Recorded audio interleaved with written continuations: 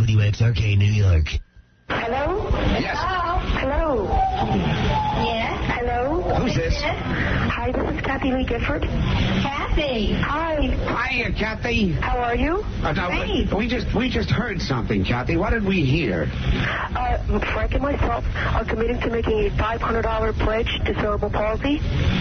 $500 pledge. $500,000. Aha! That's what I thought we heard. Hey, Kathy, this is Jack Hausman. Hi, Jack.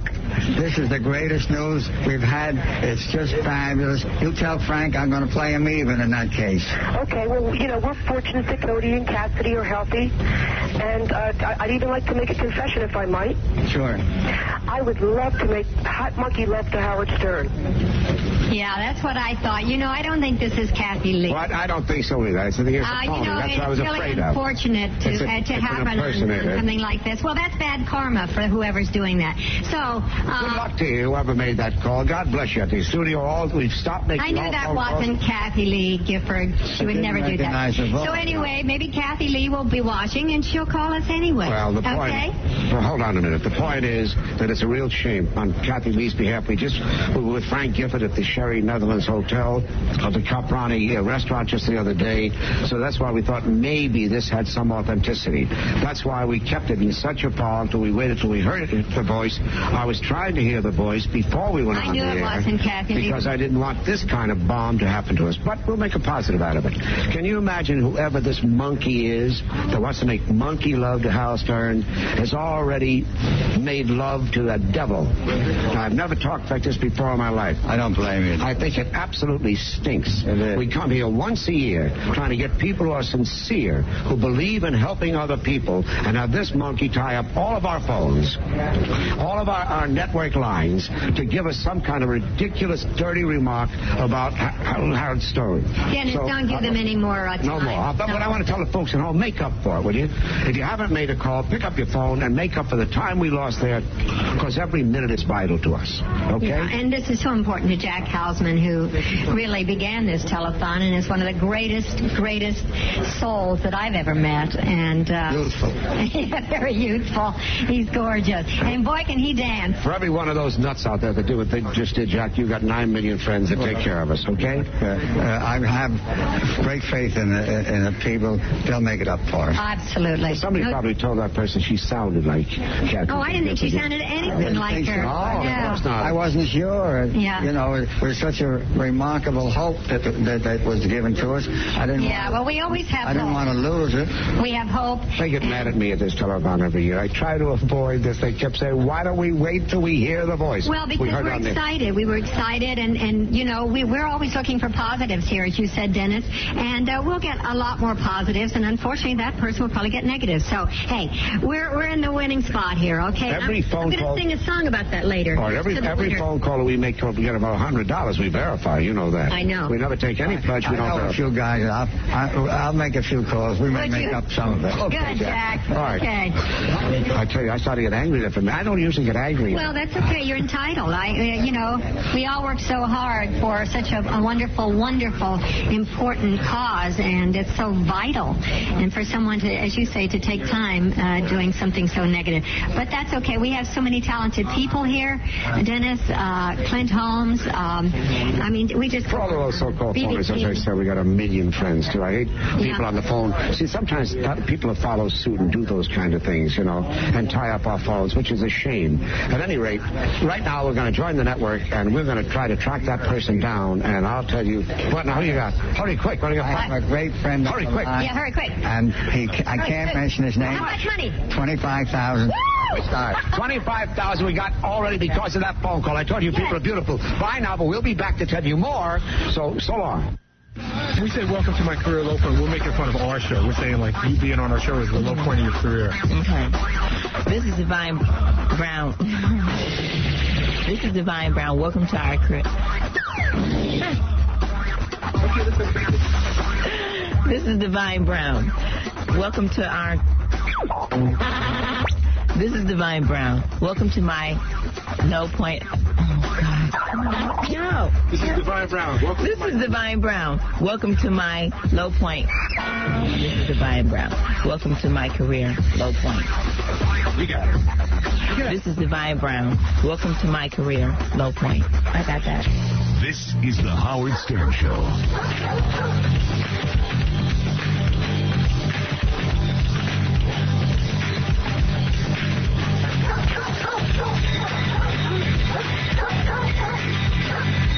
Somebody tell the dog to shut up.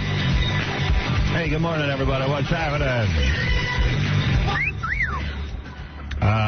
Love that song. Good morning, good morning, good morning. Big week for you here on the radio. We have so much going on. Friday, you'll hear the playback when we go to the MTV Awards Thursday night. Those are the Video Music Awards. A lot of big stars going to be there, and certainly we'll be there to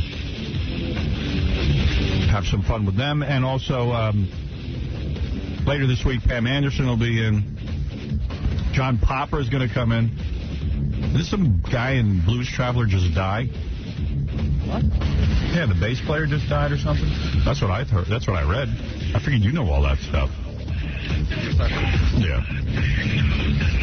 Maybe I'm wrong. I don't know. I thought the bass player... No, you're right, Howard. I am right, yeah. The bass player what? Blues Traveler died. Yeah. We probably met him. I just don't remember him. I know. I was thinking about that when I read it. I said, I wonder if we knew him. Because we have the whole band here, right? Yeah, I went into a real big funk last night. Jackie wrote me a note that he won the death pool. Yeah, I saw it flash up on the news, and I was like, I know he had Alan Funt. It was Jackie. What'd you win, like $2,500, right? 35, isn't it? Well, it's $500 a piece. Right. It's 25. 25. Oh, okay. That's still a lot of money. I think at some point we thought there was going to be more entries, and then it split up. Like John didn't go in, and Tom went together. We each owe Jackie $500. $500. Oh, does that make me sick? Oh, Jackie had Alan Funt. But Jackie. Alan Funt from Candid Camera, dead at the age of 78, is it? 84. Oh, 84? I said to Benji, watch this week. Everybody else on the death pool list is going to drop dead. Well, you know, Jackie thought Alan Funt was dead for quite some time, and he kept screaming that we were denying him his winning. Yeah. And then when he wrote me, I said, is he still on that? But it really happened. Yeah, he was 84 years old. Wow. Alan Funt dead at the age of 84. He stroked out a couple of years ago, hung in there. Yeah, 93 he had that stroke. 1993, he was still hosting Candid Camera somewhere. Yeah, but nobody knew. Yeah, like not giving it up. And now, supposedly, Suzanne Summers and Alan Funt Jr. Right, they're keeping it going. Keep it real. Alan Funt Jr. looks like he's about 80. And they're keeping it going. Wow. Basically doing phony phone calls on television. Right. What a gig. Candid Camera. I was watching, everybody does Candid Camera now. Now they have, like that guy on MTV, Tom Green, he does Candid Camera. That's what he does. The world is Candid Camera now. Everything's Candid Camera. People just goofing on each other. Yeah, everybody's got this equipment and everybody's doing it. Alan Funt started it all. That's what Funniest Home Videos is. Yep. Candid Camera. Joan Rivers worked for Alan Funt when he hosted Candid Camera, and she said he was the biggest prick. Really? Yeah. Didn't she write a book about it? Yeah. She said he was not the nicest guy in the world. Yeah, she said he was a real dick. Huh. As a matter of fact, she just hated him. Well, the world is one dick less now. One dick less. She said he was miserable, and she said it was at the best time of his life because he had just gotten divorced and had this hot new girlfriend. Right. And had lost some weight. And if he wasn't happy then, he was never going to be happy. Yeah. It's never going to happen. You ain't happy then, baby. She should have videotaped him. They said that for many years they tried to do a Candid Camera on Alan Funt. They couldn't do it. Couldn't do it? It's too wise. He was too hip. You know what's funny is I'm reading in the obituary that once a plane he and his wife were on was hijacked. He didn't. And the whole plane stood up and applauded. Oh, really? Thinking it was a goof for Is that true? And they were really being hijacked. That's You're not going to believe this, but the plane you're on is Candid Camera. Down that gun, don't be silly. Now, that man who says he's Yasir really is Yasir. Joan Rivers had a lot of nasty crap to say about Alan Funt, man. Well, she should do the eulogy. Yeah. Such a bastard. She has a radio show. I never thought her radio show would last, Joan Rivers, because her voice is so... She doesn't have a voice. No, she's like, this is the Joan Rivers show. And, and it's like, that's 4 hours of that. Everybody else who sounds like her is getting an operation. But she just goes on. This is the Joan Rivers show. I just want to say good evening, ladies and gentlemen. Let's take our first call. Hello, Joan. Yes, hello, you're on the air. Joan, I just was wondering, yes, how do you get through the show with that voice? Well, look, we love doing the show. Melissa loves the show. I love the show. I love giving it 5. It's like, oh, my God. How the hell do you get through a show like that? Well, people love her. I once asked her if it hurts when she talks. She said no. Yeah, she doesn't seem to be affected. That is her voice. My voice is wonderful. This is my voice. That's my voice. And she doesn't smoke or anything. No. So it's not. No, she just yells in clubs like Jackie. I guess. Jackie's got that same problem from yelling. His voice doesn't hurt either. No, he feels fine. I'm used to it already. Yeah. All right, listen, we got to take a break. I guess we got to shell out $500. $500 to Jackie. Wear it on my head. What Jackie doesn't know is Alan Funt's going to walk through that door. We set this up as an elaborate scam. So what happens to the game now? Remember, my mom didn't like Candid Camera because she felt it was mean-spirited. You know how she is. Right. She was like, it's very mean to do that to me. She'd sit there and go, She'd watch what they do to these poor people. You know, she was like, oh, my God, they're wasting their time. She soured me on Candid Camera. She did. You just can't have a good time. She'd be like, look what they're doing to these people. Don't laugh at their misery. Yeah, right. That's why my mom couldn't even watch a Woody Allen movie.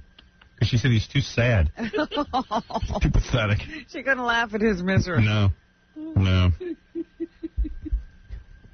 Ruined everything. Wow. Must have been a lot of fun in that. I can't believe $500. You got the money, Fred? No. No? I'm not going to pay him. You're not paying. Because he tried to swindle us before, and I think just on principle I shouldn't pay him. All right. What happens to the game now? Does the death pool continue? I say reset it. I thought we were supposed to add another name and then reshuffle. Everybody gets a new bat. I think we should get a whole bunch more names. Yeah, but I paid $100 for Walter Matthau. That's your problem. You thought he was going to die. Hey, what's the in 2 repercussions? seconds? I paid $100 for Walter Matthau. I ain't giving him up. I say you hang on to your... Well, we're going to keep going? Is that I don't know. Well, we had the discussion at once. And then I think you said no because you don't have enough money. No, I think we had the discussion at one time, and then I think we were all complaining that we didn't like this group of people, and we wanted to get some fresh ones. I say we keep the same ones. Okay. Maybe add some names. Not that I have a great list. No, because my list is horrible. I think yours is... ever come close to death on yours is better than mine. What do you got? What's on there? I have, like, Grandpa Al. Yeah, Kirk Douglas. Come on. How does that guy walk? I mean, that guy's got to be... He's actually very healthy. He just has a stroke. He just can't talk. Art Linkletter fell off a stage, didn't he? Yeah. But he's fine. You know, these people bounce right back. You actually have a good list. No, it's not a great Art Linkletter could go any minute. Red Buttons. Howard, you met him, right? He's in good shape? Yeah, I just read an article in the Inquirer about him. He has a problem. Castro. His wife, what did he say? His wife ran off with someone? Yeah, his wife ran off with a woman. This is his older wife? Or Red Buttons, that's what it said in the Inquirer. Yeah. Well, you know, there was also a blind item about it in Page 6 over the weekend. What octogenarian comedian is upset that his wife has left him for another woman? Like, man, poor Red. Yeah, he's a nice guy. I met him on a plane. And there were, you know, there was an article not too long ago that she wasn't living in the house. And they said, oh, no. She just likes that woman a whole lot. That's her best friend. She likes to go over there for a few months, and then she comes back to my house. I see. But it sounds like she's really left him for a woman. That's embarrassing, you know, when you're an old man, your wife leaves you for another woman. It's just not right. No, and especially that generation, they don't understand from that. It's embarrassing any time. Well, you know she really had to go. Yeah. Because, I mean, they're not youngsters. Right. And she needed to make the change. Wow. So she's been suffering for years. Hey, when's Janine coming in for the Porno of the Month Club? Thursday. Oh, that's not on the list. You put that on. That's a big thing. Gives me time. Right. To do my homework. Well, what do you want to do about the death pool? You want to keep it going? Yeah, I like the death pool. All right. I'd like to keep it going, but I'd like to get some fresh names. Yeah, in there. I think we need new names. I mean, none of these people, we had it for over a year and nobody died. Yeah, but now you don't give up these names because this is when it gets exciting. Now someone's bound to die. We've had it for 2 years. Add some people who might die. Here's what we should do. Here's what we should do. No, you want this list because this is a bad list. No, we should take the names because there's a lot of names on here that shouldn't be on here. Like we should vote. Well, Macaulay Culkin, John Travolta. Yeah, but that's why it should. Macaulay Culkin could end up going before Bob Hope. Because if somebody had JFK Jr., they would have won. There's long shots. But you should get more money if it's JFK. Look, like Jackie has Jerry Lewis. Right. He should be gone. Now, what happens with me with Alan Funt? Do I get a replacement? Yeah, you should get it. Well, see, that's the whole point. You have to have the same number of names in each group. Yeah, let me think about that. Yeah, I think you should get a replacement. So if I should get a replacement, why don't we get X amount of... I got an idea, Howard. And you plus one. Here you go. I'll get, there's 5 people. There's 5 people in, right? 1, 2, 3, 6. All right. I'll get 30 good names. Hold it. This is too important to just sort of you just start rambling on and me going, I'm not rambling. No, no. Close your lips. It's a good idea. If you can. No, Howard, I have a good idea. You get 30 new names. No, but we'll talk about this in a minute. Do the impossible. Please close those lips. Just going to throw the... Is that a long weekend away from me, Robin? No one to goof on? He said it. I was just... You didn't have a driver this morning? I come from somewhere else. Oh, I see. Come from another planet. Yeah. Oh, he doesn't go there? He won't go there. It's India.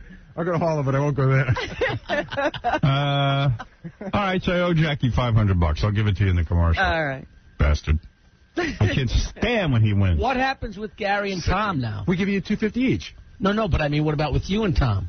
In terms of what? This doesn't affect us, you know. If we keep, let me come back and we'll discuss it. I'm just trying to go to a break. We're trying to figure out, and we need some time to think. And I want to talk about the Jerry Lewis telethon. Yes. Which I watched sporadically. Is that the worst television? Yeah. I think Jerry was in a wheelchair at the end. It was kind of weird. It was kind of... Jerry was hardly there. It was symmetry. You know what, Howard? Yeah. We better establish the game pretty quick, because what would happen if Jerry Lewis all of a sudden died right now? All right, why don't we... We're in limbo. All right, why don't we go to a commercial break? We'll come back and we'll discuss it, and then Gary can open his lips. You're listening to a man who believes in hiring the handicapped and then making fun of them. Howard Stern. This is the Howard Stern Show.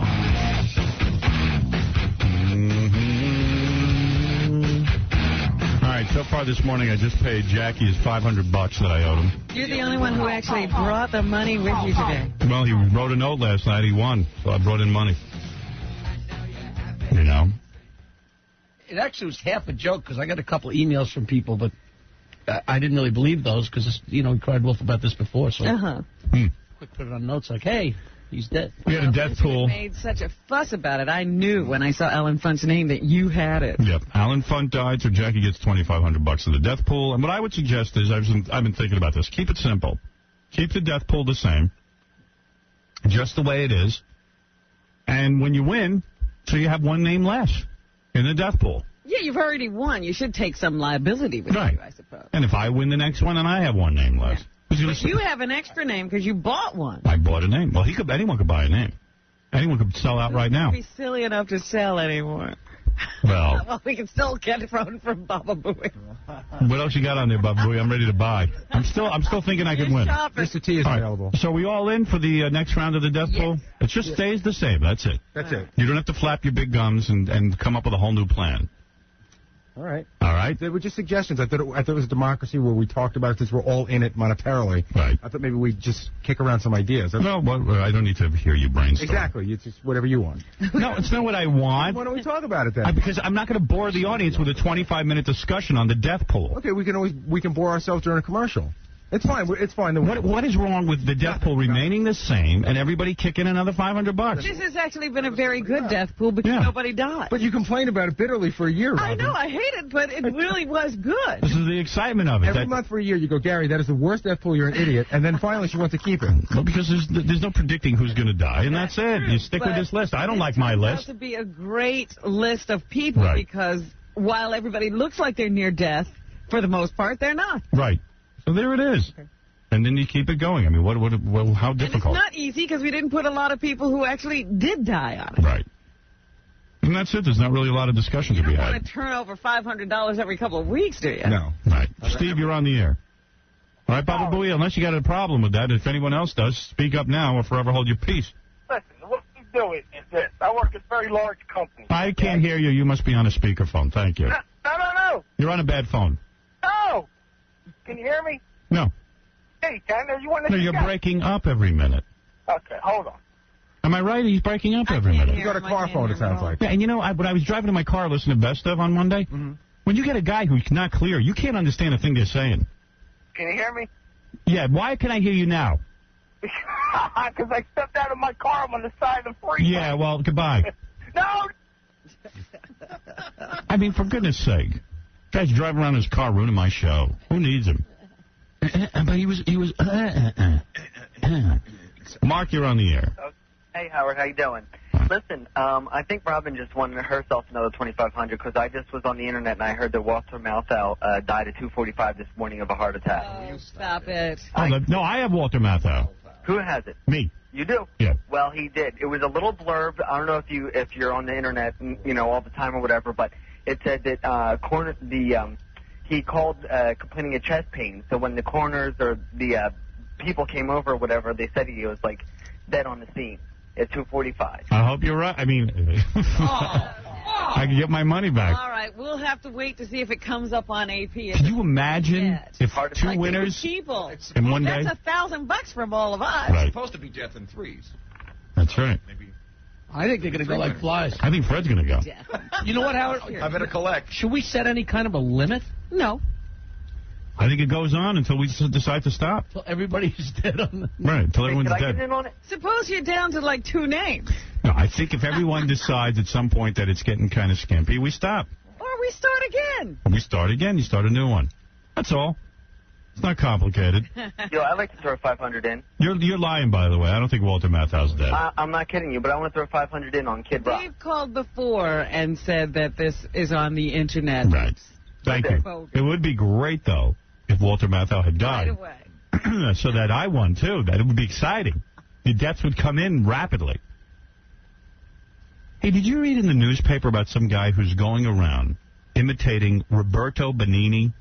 Yes. Roberto, I have read stories about this guy. Roberto Benigni is an Italian actor. He's the guy who did Life is Beautiful. Life is Beautiful. So it's like sitting out in our lobby is this guy. Now, didn't he get arrested or something for doing this? I don't know that he's gotten into that kind of trouble. That's what I heard. Mm-hmm. And then everything's, they're saying he always pays for his own drinks. He always pays for his own dinner. All that stuff you read in the paper is bull. He's not in any trouble. Really? I read in the paper that he was in trouble. Yeah, I read that he's been taking free meals and free this and free that. Yeah, and Benigni's pissed. But they're saying that that's just not true. Really? I don't want to get into a whole sit-down with the guy. If he steps up to the microphone for 2 seconds. He's going to come up with his assistant, this cute girl. He's got an assistant? Well, because you know what the deal is? He's got it. The Roberto Benigni impersonator has an assistant? He's got a whole entourage. There's like 6 people. There's a black bodyguard. Really? There's a guy who seems to manage him. There's this woman who's an assistant, and there's some other guy. I don't know what he does. I don't believe any of it. Benigni doesn't need that many people. No. Benigni himself has only 2 people. But the girl's going to come in with him because his English is not that good. Really? Yeah, right. His English is too good. Yeah. That accent will go away. Yeah, I don't want to get into a whole long discussion with this guy. Imagine, though, like you look like somebody famous and you look like Benigni. Because Benigni kind of is troll-like. Yeah, he's just barely being able to pull it off. Right. Exactly. Benigni. Benigni's movie was, He's you. He goes to a concentration camp and has fun. He Yeah. makes it delightful for his son. Yeah. His son has a good time. His son doesn't even know they're in danger. He's as big a pain in the ass. You know what? Then throw him out. Who needs him? To remind him that he's not Benigni. You're not Benigni. Yeah. Hot news flash. Yeah, hot news flash. You're not Benigni. Come on over here. Come on over here. Oh, my God. He looks like Benigni. Somebody's buying that? Radio and TV. You got to get close to the microphone. But the producer tell me you go in television show. This is one radio. See the camera right there? One shops. Why are you screaming at us? Scream at your producer. I think What? it's him. Listen, you can't. I have my hair parted Yeah, his hair will come off. His hair will fall off. I see. Right. Hey, Benini, how you doing, man? Roberto. Roberto is your sister. Who is Roberto? Roberto, how are you? You? So you're the guy. What's his name if he's not Roberto? So if you're not Roberto, what is your name? This microphone is old to Elvis Presley, Ella Fitzgerald, Armstrong. Has he been drinking? What a gig. Guys, great. All right, Roberto, look at me. Let go of the microphone. Listen to me, if you love me, don't tell me Roberto, okay? Right, all right. What is your name? This is my psychiatric problem. I am not Roberto. Who are you? Okay. Yes. Who are you? Who are you? What is your name? What should I call you? What is your name?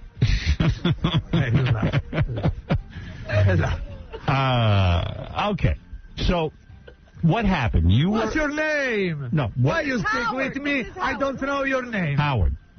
Howard. Right. And what is your name? Marco. Marco. Okay, Marco. Marco Benini. Now, Marco. No. Sonia, no. I have two second names. Benigni has one name. No? Second name. I two. Marco, Fassoni Ace. Marco, you're as Italian as Jackie. Marco Fassoni Ace. Accetti. Marco Fassoni Ace. You obviously look like Benini, and you sound like Benini. And you walk around in a tuxedo. Allora, in the world, you know? Right. The world. Now, what happens? You go... Are two persons with this face and this body, you know? Now, you are obviously... One is, okay. One is famous and rich.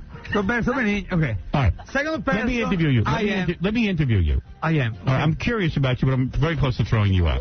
I don't know why you don't speak Italian. And why is he with Seal? When you come in Italy, is that you Seal? speak in Italian or in American? Listen to me. I'm speaking English. Listen to me. You look like Benini. Now, what happens? Benini got mad at you? Benigni look like me. All right.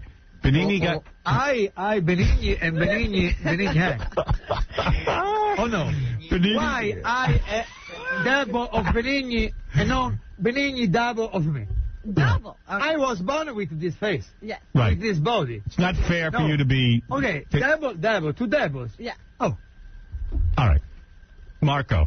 So Benini looks like you, and you go around... Do you impersonate Benini? Is that how you make a living? In Rome, he impersonated me. Right. How do you make money? Do you go around? You hired for parties or? Where is my interpreter? One moment. Let me get the interpreter. Oh, all right, Yeah, the interpreter. What are we doing The Americans don't. This guy's American. The American people. From Pacho. The American people don't the language. You know? All right, here is your beautiful assistant. Come. All right, let your assistant speak. One moment. When you come in Italy, you speak English or Italian? I speak English. Oh, I hear speak Italian. All right. No. All right. Because you Americans are colonialists. Right. Let me speak to you. Where you go, you... That's say, right. America, We never speak anybody else's language. Now, Ma'am, you work for Marco? Do you work? Yeah, I'm actually helping him out with his English, yes. Okay, all right. Marco looks like Benini. Okay. And what happens? Does he make a living at this? Hold on. I have a tag phone here. Yes. Does he make a living doing this? He actually, no. He does not. How does he make a living? How does he afford a bodyguard and you? Not my hello. You translation so. Sto dicendo come vivi tu, come guadagni il tuo denaro. Sorry, mind your own business. You know what? Mind my own business. Can I say something? He's a bad actor in any language. Right. Okay, I sing. You're a singer. In Italy, I sing. He's a great singer. Why is he here? Didn't he get in trouble with the authorities for going around impersonating Benini and accepting gifts? No. He did not. No. He did not. Hai avuto problemi con la polizia? No. With one journalist. No? With the journalist he got in trouble. New York Post. Yes, all right. He's carrying around his coffee. Benini, what do you want? I mean, Marco... Give me one camera after. I want. All right, listen, I have to wrap this up. Marco, what do you want? What do you want to say today? Always, I don't speak. Marco, what do you want to say Cosa to vuoi us? dire oggi a noi? Because I have to wrap up the segment. Oh, allora. Yeah. Here. Oh. I come from Tuscany, no? Yes. Okay, Tuscany. Yes. Livorno. Right. I am a singer. Okay? Yes. All right. Understand? I want to hear you speak Italian. Vuole sentirti parlare italiano. Ma poi non capisci un cazzo, come posso parlare italiano se poi a un certo punto tutto quello che mi puoi dare il culo. Allora cerca di adeguarti He's just saying al mio inglese. How can I speak Italian if you don't not gonna understand? Right, that's a good point. No, I speak English. Good. Maccheroni, but Benigni don't speak. Do you have sex with him? No. You're not his lover? No.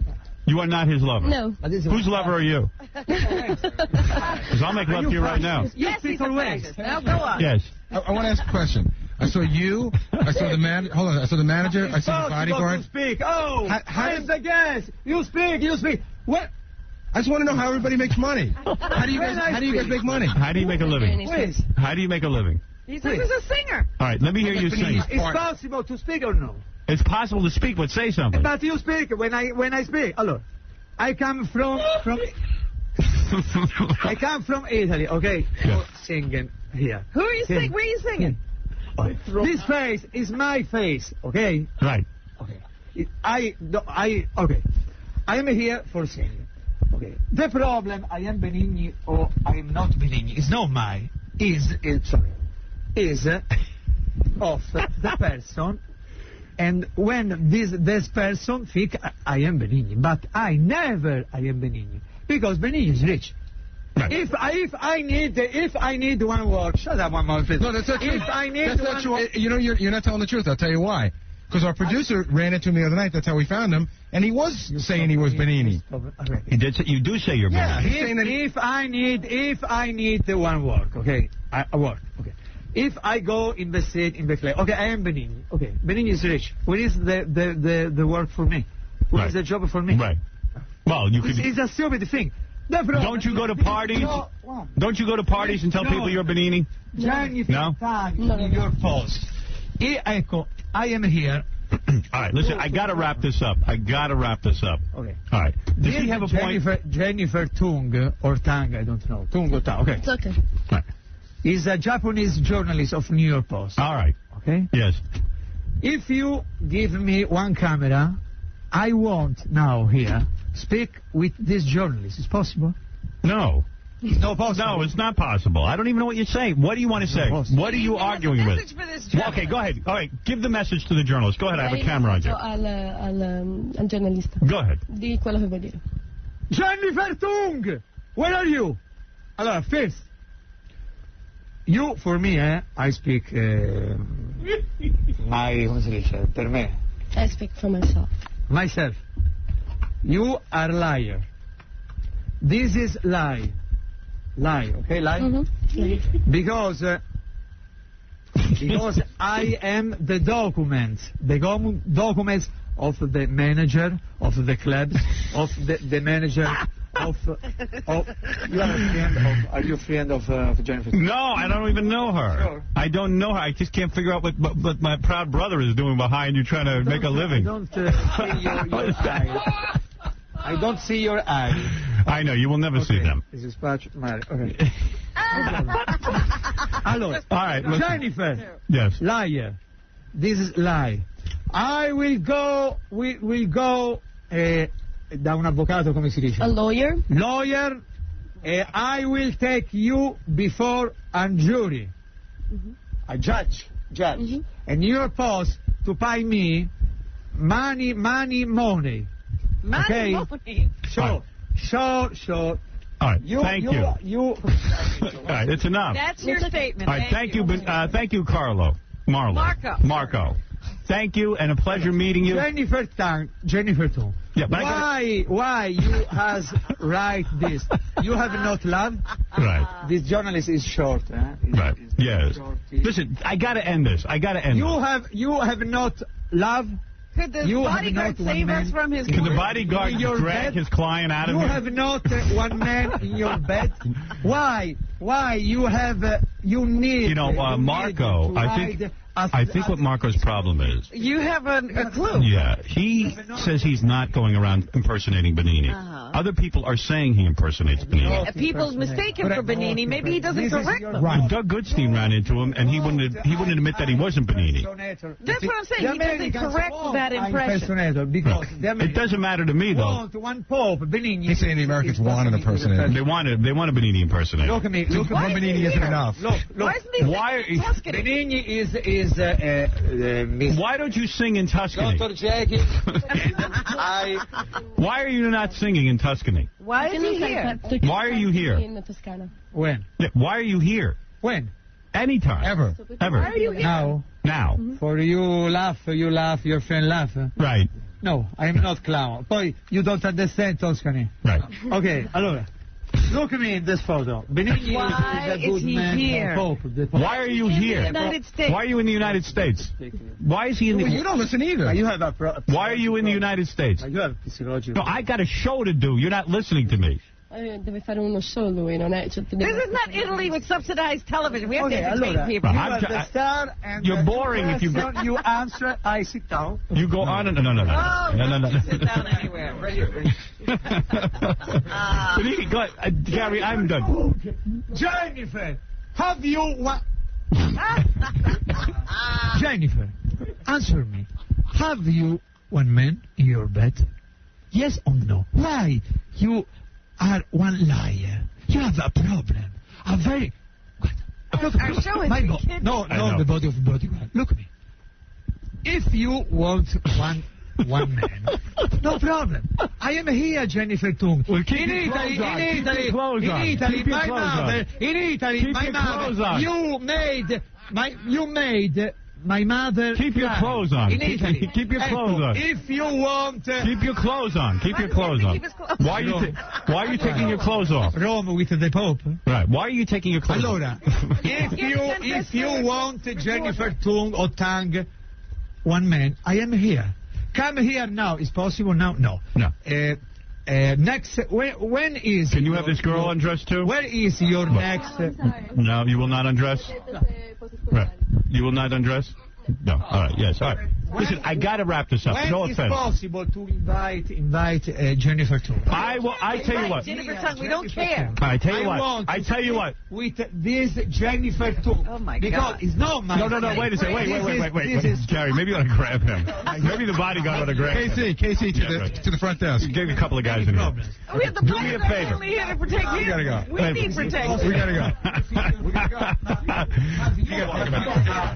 Come on. We gotta go. All right. Goodbye. He's dangerous. Yes. We'll try and get her down here. He said you're a fascist. I am not a fascist. Marco, listen to me. He's not leaving. Listen to me. I will try to get her down here. Leave us a phone number. And I will try to get her down here. How is that? All right. Thank you. I think he's leaving to go back to Italy tomorrow. Oh, he is? Good. E cercherà di metterti stasera sul ricordo. Grazie. Finish. Okay, thank you. I don't know. He started. To speak for you. You started undressed. I'm upset with you. What do you want? Are you not the guest? What? Come here. No, speedy. Question and answer. Is it possible? I'm asking. Run this show. With Jennifer Tan, is it possible? All right, come on. I'll try and get her. I'll try and get her. All right. Back to the Catskills. Good Lord, what a group. What do you make of that? Oh, man. The guy started coming toward me. He's running all around the studio, and the bodyguard's protecting him from Gary. Right. Why was he undressing? Did that make sense? He was trying to give... He says this woman needs a man, and he was going to undress for her. Yeah, you understand him better than I do. That guy needs to eat something, man. That is a skinny guy. Yeah. Looks like he was in concentration. He was working out on that movie. All right, he's gone. I bet he's... I wanted 5 minutes with the guy. Shush. The thing in the paper was that he was a Benigni impersonator. Right, well, that's why he's all upset. Right. He says those are lies. Right. I really don't care. Holy mackerel. I think it's Benigni. What do you think of that? I think that was Benigni. Oh, my in an elaborate scam. You know, from the back, he could be. Right. He looked like him. Who knows what Benini looks like? Alan Funt died. Jackie won $2,500 in the death pool. But this is from Joan Rivers' book. This is funny. All right. I forgot about all this.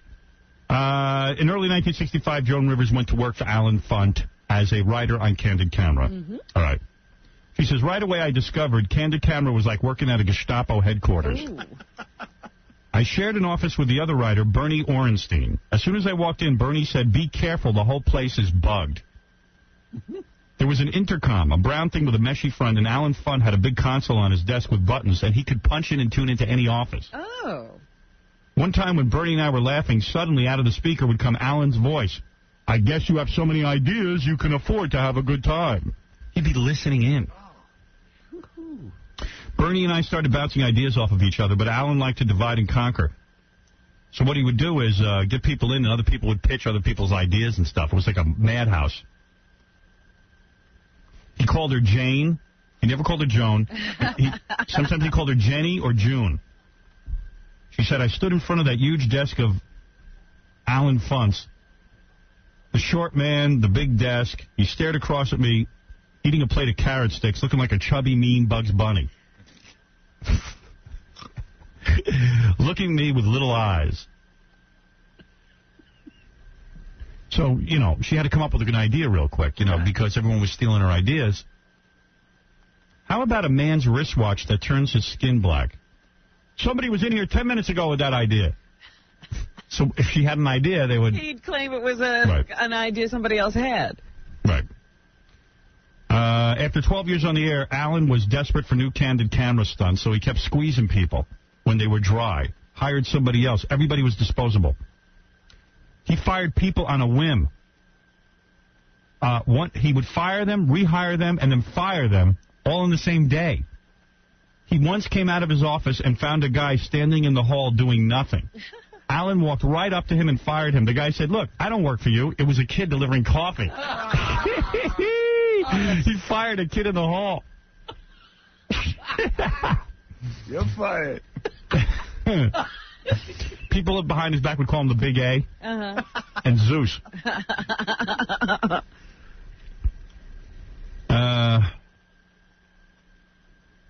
This is funny. I got to read you this. Your mother was right. He was mean. Yeah. The day President Kennedy was shot, and the telephone operator refused to answer with, smile, you're on Candid Camera. You had to answer the phone with, smile, you're on Candid Camera. That was the official way to answer the phone? Yeah, but you remember when President Kennedy got shot? It would be obnoxious to say, smile, you're on Candid Camera. Yeah. So Alan heard this, bawled her out, and refused to close the office so people could go home. like Candid Camera. Yeah, it's very important to keep that office open. The producer of Candid Camera, Bob Shanks, called in all of the film crews from the field, and Alan Funt started screaming at him, that's half a day's work, that's money out of my pocket.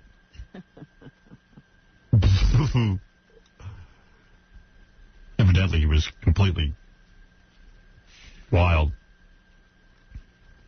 Goes on and on and on. It's a huge article. We should read the whole goddamn thing, but... Well, yeah, the guy's dead. He needs a eulogy. At the time, it was a monster show, though, right? Wasn't it number it was huge. one for a while? Oh, it was huge, yeah. It's hard to... Phony phone calls. Done live and in person with cameras. This is a whole story. I should read the rest of this. I'll read it off the air, and then if it's something good, I'll read it to you. Okay. All right, and did you watch the telethon at all? Oh, yeah, I watched it from time to time. It was very hard to watch because I didn't realize how awful it is. You forget from year to year. It's gotten even worse than it ever was. Yeah, well, you know, it's one of the problems is Jerry's friends are so old. Yeah. And, you know, like Shecky Green came out, he's shrinking. Right, and Norm Crosby was hosting for a while. Yeah, but Shecky was literally shrinking. Shecky used to be a big guy. Yeah. And this little guy walked out. Kind of depressing, isn't it? Yeah. You want to give money so they'll just go off the air. And Charo is, like, truly frightening at this point. You had Charo on? She runs out into the audience. The people want to, you know, the kids want to bail because she's scary. Coochie. You mean it's that horrible personality and she's not good looking anymore. Right. It's an old woman grabbing you and thrusting your face into her boobs. Those big giant boobs. Yeah. Get arrested. You know, she's got the big red scary outfit on. I know. And you know what's weird about the telethon is it's like a time warp. It's like... You're back in the 50s. You're back in the 50s, and it's like... But everyone pretends like they're relevant. It's like, Ladies and gentlemen, welcome back to Telethon. This is Jerry Lewis. We've got a great show, and a superstar now is going to be joining us. And then there's a guy spinning plates on his head. You know what I mean? It's like unbelievable. Right. A superstar, star of stage, screen. And then he said Norm Crosby, ladies and gentlemen. something like, I'm bringing out a star, a comedian of today, an established comedian, and a comedian of tomorrow. And he'd bring a 40-year-old woman. She's the comedian of tomorrow. Yeah, some young kid. She's as washed up as Jackie. And they're doing tributes to everybody. He had a tribute to Henny Youngman. Really? Where he and Shecky and this woman sat on stools doing Henny Youngman's jokes. Oh. And you realize what a genius Henny is because they're not funny doing his jokes. Yeah. Tribute. The Henny Youngman experience. I tuned in at one point, and Jerry, Jerry was sitting behind a desk. Yes. It was almost like the Tonight Show. Was Ed McMahon there? I didn't see him. Ed McMahon was there. Because I never saw him. He was there a lot when Jerry wasn't. I saw Norm Crosby sitting in. Norm did it a lot yesterday, and Ed did it a lot the day before. And in the middle of the night. And then I saw Jan Carl. Yes. Who's a big deal, evidently. Well, she's from what? Entertainment Tonight? She's not even on Entertainment Tonight anymore. Yeah, she's like the replacement person. And the very beautiful Jan Carl. I'll turn it over to her. And boy, can she, just butter people out. Yeah, she's a real kiss-ass. It's not easy for these people to come here and share their pain with you. Mm. And then Jerry was sitting behind a desk. And Jackie says at the end they wheeled out Jerry in a wheelchair. I saw the end, and I didn't see him in a wheelchair. I think it'd be great if Jerry eventually ends up in a wheelchair. But they did take him away because he was suffering from blurred vision or double vision, and he couldn't read the cue cards. Right. So they made him go to sleep. So he slept all night. And then he didn't come back most of yesterday because they kept saying, we're saving him for the end of the show. Well, I tuned in. It must have been near the end because he got up. He did get up. And he did an Al Jolson tribute. Yes. A tribute to Al Jolson. I said, what is this? The time when he's saying we've had enough black contributors? I pay my tribute to this time of the program to the late and great Al Jolson. Say! Everything seems lovely when you start to roam. The birds sing the day that you stray. He loves to sing. All these old comics. Things won't be so lovely when you are all alone. Alone. Is what you'll be saying when you are. It's unbelievable. From home. Mammy. Mammy. Mammy. The sun shines east. What the hell was that? Can you imagine? The sun shines west, and I just learned where the sun shines best. Mammy. He's got balls of steel. It's unbelievable. I couldn't believe The biggest balls on the planet. Separate wheelchair for his balls. Right, Pat, you're on the air. Good morning, Howard. How are you? Yo, what's up? At one point of the show, Robert Goulet's on stage, right? So they show Jerry Lewis. He's at backstage. He's puffing away on cigarettes. Puffing away. I mean, like... Jerry? I thought Jerry quit smoking. Section. When he's on stage, he's out there, and they're showing him in the audience. He's puffing. Now, this is the guy who was going to die 2 seconds ago. Right, he's got oxygen just in case he needs it. Okay, Howard, I love Thank you. you. Take it easy, guys. That's hysterical. I don't know. Maybe he saw that wrong. And my heartstrings are tangled around Alabama. Mammy, I'm coming, and I am sorry that I made Mammy. you wait. Isn't Mammy like a black lady? It's the old black woman who raised you. Mammy. Oh, those were the days. He's singing about the black woman who raised him. Mammy, I'd walk 1,000,000 miles for one of your smiles. Oh, that's what that's about. Yeah. Some black woman had to work in the house. Couldn't raise her own kids. Had to be raised. Oh, Mammy. My kids should sing that.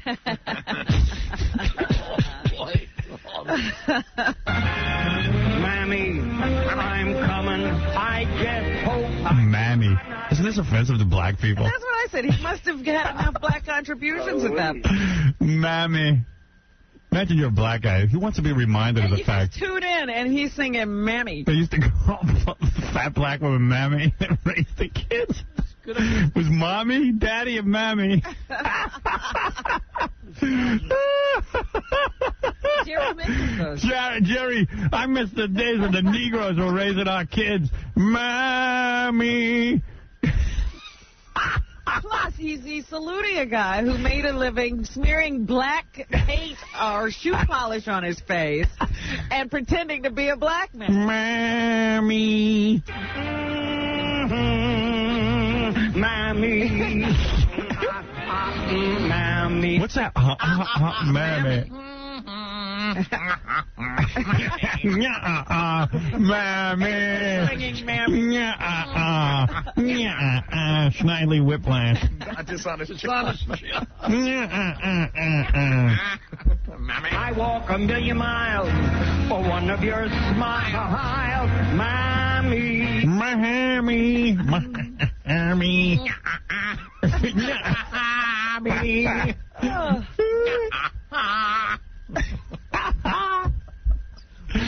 He's a pisser, man. He's out of it. Yeah, he is out of it. No clue.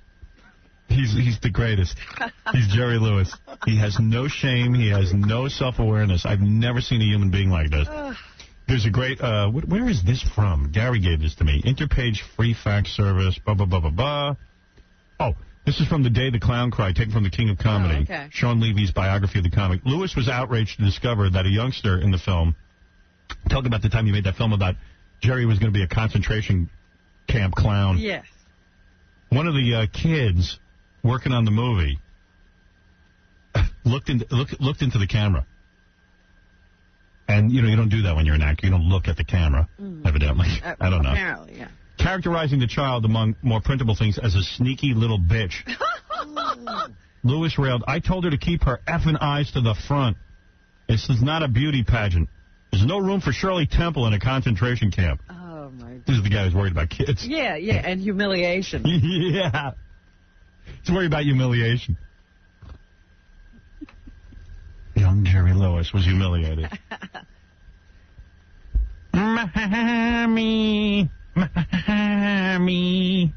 I've been away. He's worried about kids. Worried about those other 4 kids, those sons. Yeah. Walking around look like they just got buzzed. The new wife and the daughter he talks about all the time. They're right in the audience, and he's singing songs to them. Yeah. But you don't see the other kids. Yeah. From you a long time. I never thought I'd miss you so. Somehow I feel this love is real near you.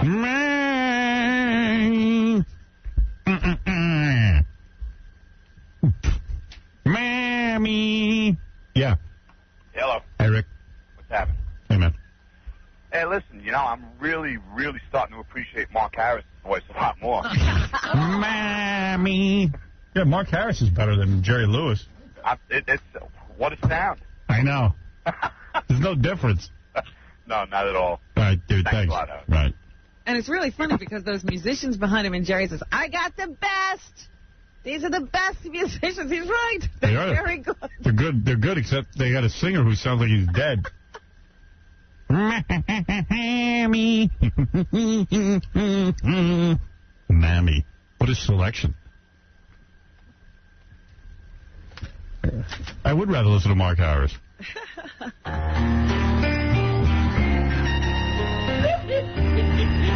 Mammy. It's been some time since we've seen each other. I miss you and wish you were here again. Did you know how much our friendship meant to me? Oh, I have other friends too, but that's just what they are. Friends. You are more than a friend. You see, you're my buddy.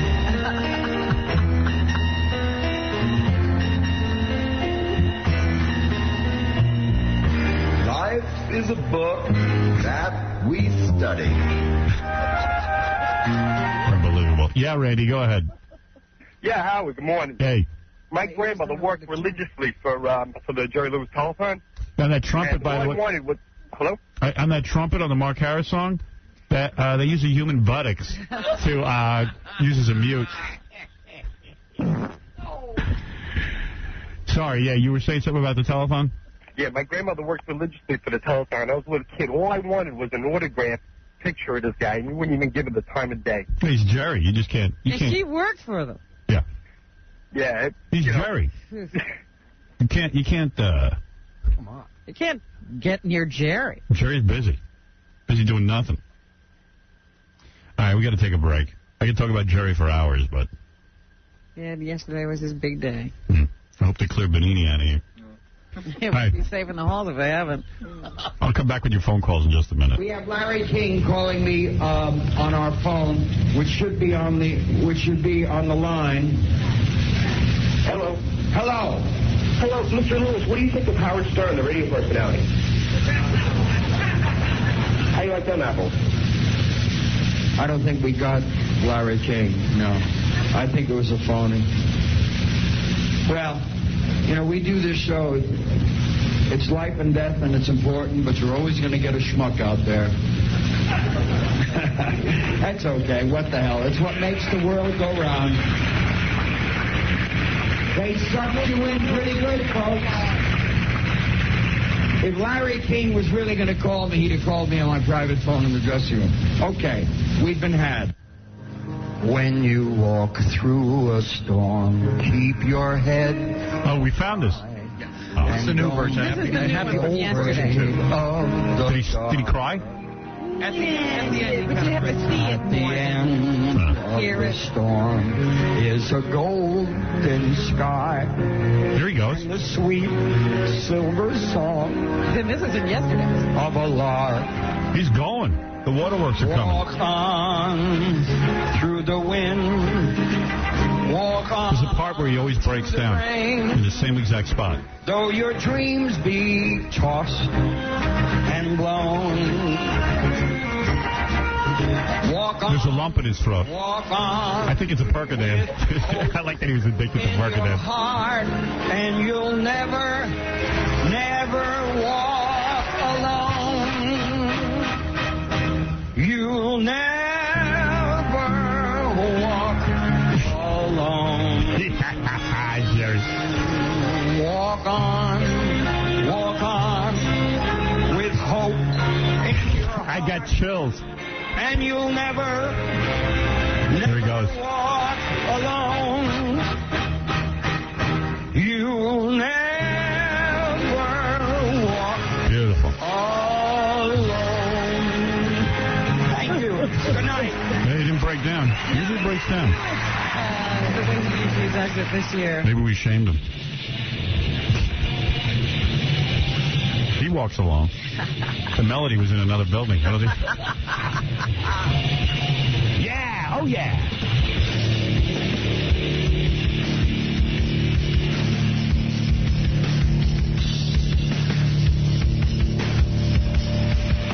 The Howard Stern Show.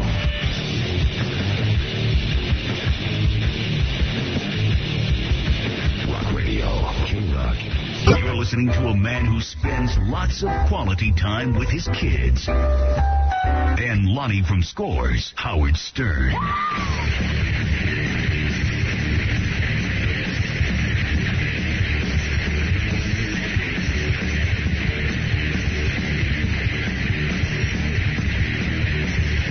Yeah. Keep it real up in the field. Yeah. Hey, I've got some great stuff to give away. First, Real up in the field. let me remind you something very trivial. Jackie Penthouse, Joke Page, Martling, your 79-minute raunchy joke CD, hot dog and donut. There's only $12 plus $4 U.S. shipping. Also on cassette, buy two, get one free. Call 1-800-323-KING. There's 3 Wild Oleo CDs also available at All Sam Goody and the warehouse for new jokes. Filthy 3D Joke Man. Visit jokeland.com. Did you do anything special this weekend? Went out to dinner with some friends. That's Oh, yeah. I stayed home for the telethon. Yeah, me too. Pretty pathetic. Most people have a life. You and I don't. No, I'm sitting there watching them yell out those pledges. Robin and I were talking. Casey Kasem came on. Looks like he had some sort of facelift or something. I can't say for sure, but he looked like the Joker. Yeah, and they weren't using him all that much. That's what made me think it. Because, you know, he was just in those little things where they tell you can call him with a credit card, and you could hardly see him. But what you did see looked very stretched. So, man, he looks like E.T. at this point. It's a great telethon. I wish we had tape of the telethon. I have a tape. Very good. Sure. Let's play some stuff. And we have to play... I have Jerry singing a few times and stuff. The old comedians coming out. Yeah, I have that thing, I think, where Shecky Green and Jerry are doing the Henny Youngman jokes. There was one point where three guys came out in leotards, 2 guys in leotards and a woman in leotards. Uh-huh. And they were, standing on each other's heads. Yeah. For, 20 minutes. Yeah, and they always have a bunch of cheerleaders and stuff. That's the kind of entertainment. People, just throwing each other across the stage. Was Max there? Max Alexander? Yeah, Max he was there early. Yeah, I saw him on Sunday night. He's Jerry's favorite. Yeah. We know this guy, this big fat guy, Max. We're a great guy, Max Alexander, comedian. Used to come on our show back in the NBC days. Used to play a character for us called Sid. Yeah, Sid Lovestein? Yeah, something like that. Something like that. I don't even remember it, but I don't know. He was doing stand-up comedy somewhere, and Jerry saw him. And liked him. So now every year it's like Max Alexander, and he gets to go.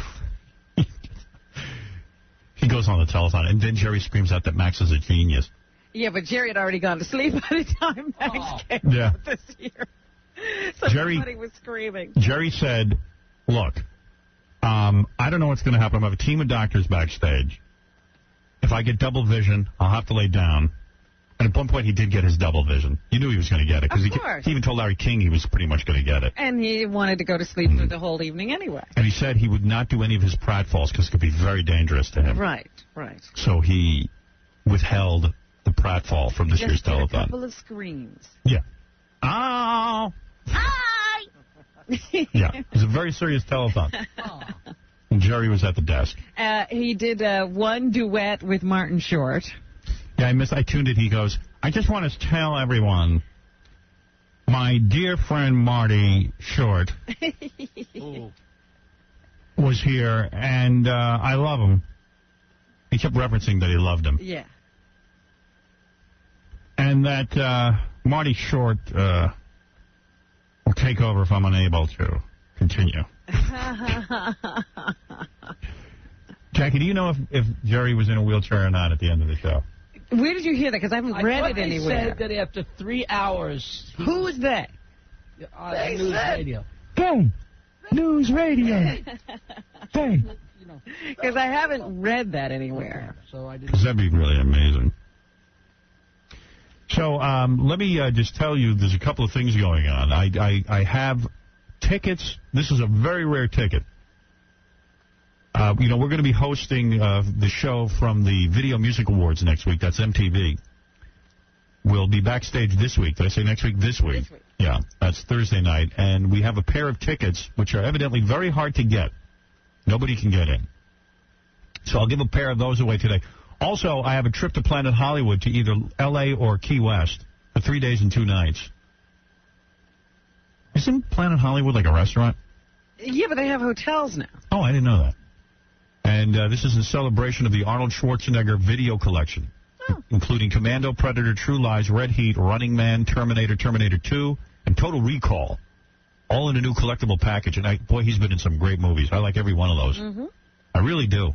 No hype. I can't think of a bad one there. Anyway, that's in video stores everywhere. And notice they didn't include that Santa Claus one. Oh. You know, where he's running around looking for toys for his kid? Yeah, I forget the name of it. Yeah, so that's cool. They know what to put in there. So I'll give away all that stuff, too. And don't forget to watch the porno 7 Deadly Sins, because the stars of that will be here for our Porno of the Month Club. On Thursday, right? Janine will be here. Hopefully Michael J. Cox. Yeah, baby. Michael J. Cox and the director and a lot of other people. So funny. There was some sort of, we work for CBS Broadcasting. It's hard for us to believe, but somehow we ended up working for them. Right. So, yeah, we got legitimate. When Robin and I came over here, we were originally working for Infinity Broadcasting. And nobody really knew what that was. Right. It was a small company. And then as the years went on, the company grew and grew and grew, mostly due to my hard work. And great innovations and syndication and other things. But company grew and grew. Somehow it grew right along with you. Somehow it grew. I didn't get any money. And And then it grew to, like, Westinghouse merged CBS. They sold that off. And all I know is now, there was some rumblings about, I don't pay attention, but CBS and Viacom were going to merge or something. Yeah, supposedly they've been in talks all weekend. Yeah. So when I came in this morning, there was a big summit meeting amongst, some of the people here. Scott the engineer. And Brian. All the guys who have nothing going on. Rich. It was Rich. Standing in the hall, and I said, what is this? Did I miss a meeting call? Oh, Scott loves to... Yeah. No, we're discussing what Mel is up to. And then when, I had to make a couple of trips, and as I'm coming back at one point, I hear Scott saying, oh, no, Mel, whenever he buys a company, he takes over the company. So if he's selling, it's because he's taking over the company. Scott knows. Yes. Mel, I've met Mel. He didn't recognize. So Mel's the guy who hired us, and we have something of a personal relationship. Mel doesn't even know Scott's name, which is funny. No, actually, he does. He does? In the worst of ways. Like how? Scott made some demands, irritated Mel, and Mel made some new rules that pertain to all engineers because of Scott. Right. Scott ruined it for everyone again? Yeah. Look at it this way. Because of Scott, no engineer in this company is allowed to do overtime. Well, in this particular radio station. Because of Scott. Yeah. Yeah. So he definitely knows who Scott is. Yeah. Scott's out in the hall trying to figure out what Mel's going to do. It's so funny. I thought it was great With that Brian. he was leading. Hey, can we get those three guys in here and have that discussion? Scott, Brian, and who's the third one? Rich was in it. Okay. I forget who else. Get Scott, Brian, and Rich to recreate their conversation. If that can be accomplished, I'd love to hear it. I was like, what is this? And then when I heard, I said, oh, you're meeting about Viacom. Right. Scott's money line. Well, let's see. According to my calculations, I believe Mel is absorbing... I believe what he'll do with UPN is Here's Rich, Brian, and Scott. This is the summit. Three guys who are about as low on the totem pole as you can get in life. And I was trying to figure out which division I would be running. Scott, you're in your 50s now, right? Yeah. Close. Yeah, and even. I don't think Scott has like $10 on him. I don't. And it's funny to see him. We helped him start his stock portfolio. And Rich, what do you do, actually? What is your job title? I fill in and freelance with these guys for robotic camera today. Oh, and Brian, what do you do? I'm the robotic camera guy, staff guy, but I'm filling in for Scott Pace while he's working. I see. So, you guys are not what we call high-level television people, right? I mean, would that be a fair assumption? They're three engineers. They're engineers. Right, engineer types. Yeah. So, Scott, go ahead. Let me hear what you guys think about what's going on. Oh, it's wonderful. I just told Tom in the hall that means everybody here will get big raises. Well, take us through. What is Mel up to? Go ahead and I don't know. Go ahead and have your conversation all I said was CBS is becoming part of Viacom. Right. That's what I heard. That's all I heard. And what is Mel up to? I have no idea, but Mel usually takes over wherever he goes. Overlord. You see, now he can't do it. Yeah, he won't do what he was What was Scott telling you? He was just saying... What did he say, Brian? He was saying that how Mel's, taking over the world. And that, and I'm right at his side. He wants to get a piece of it. He's my partner. He wants to get a piece of it. Yeah, what are you going to do? You going to buy some more CBS? No. CBS what do you do now? I don't do anything. I don't do anything. I just keep working.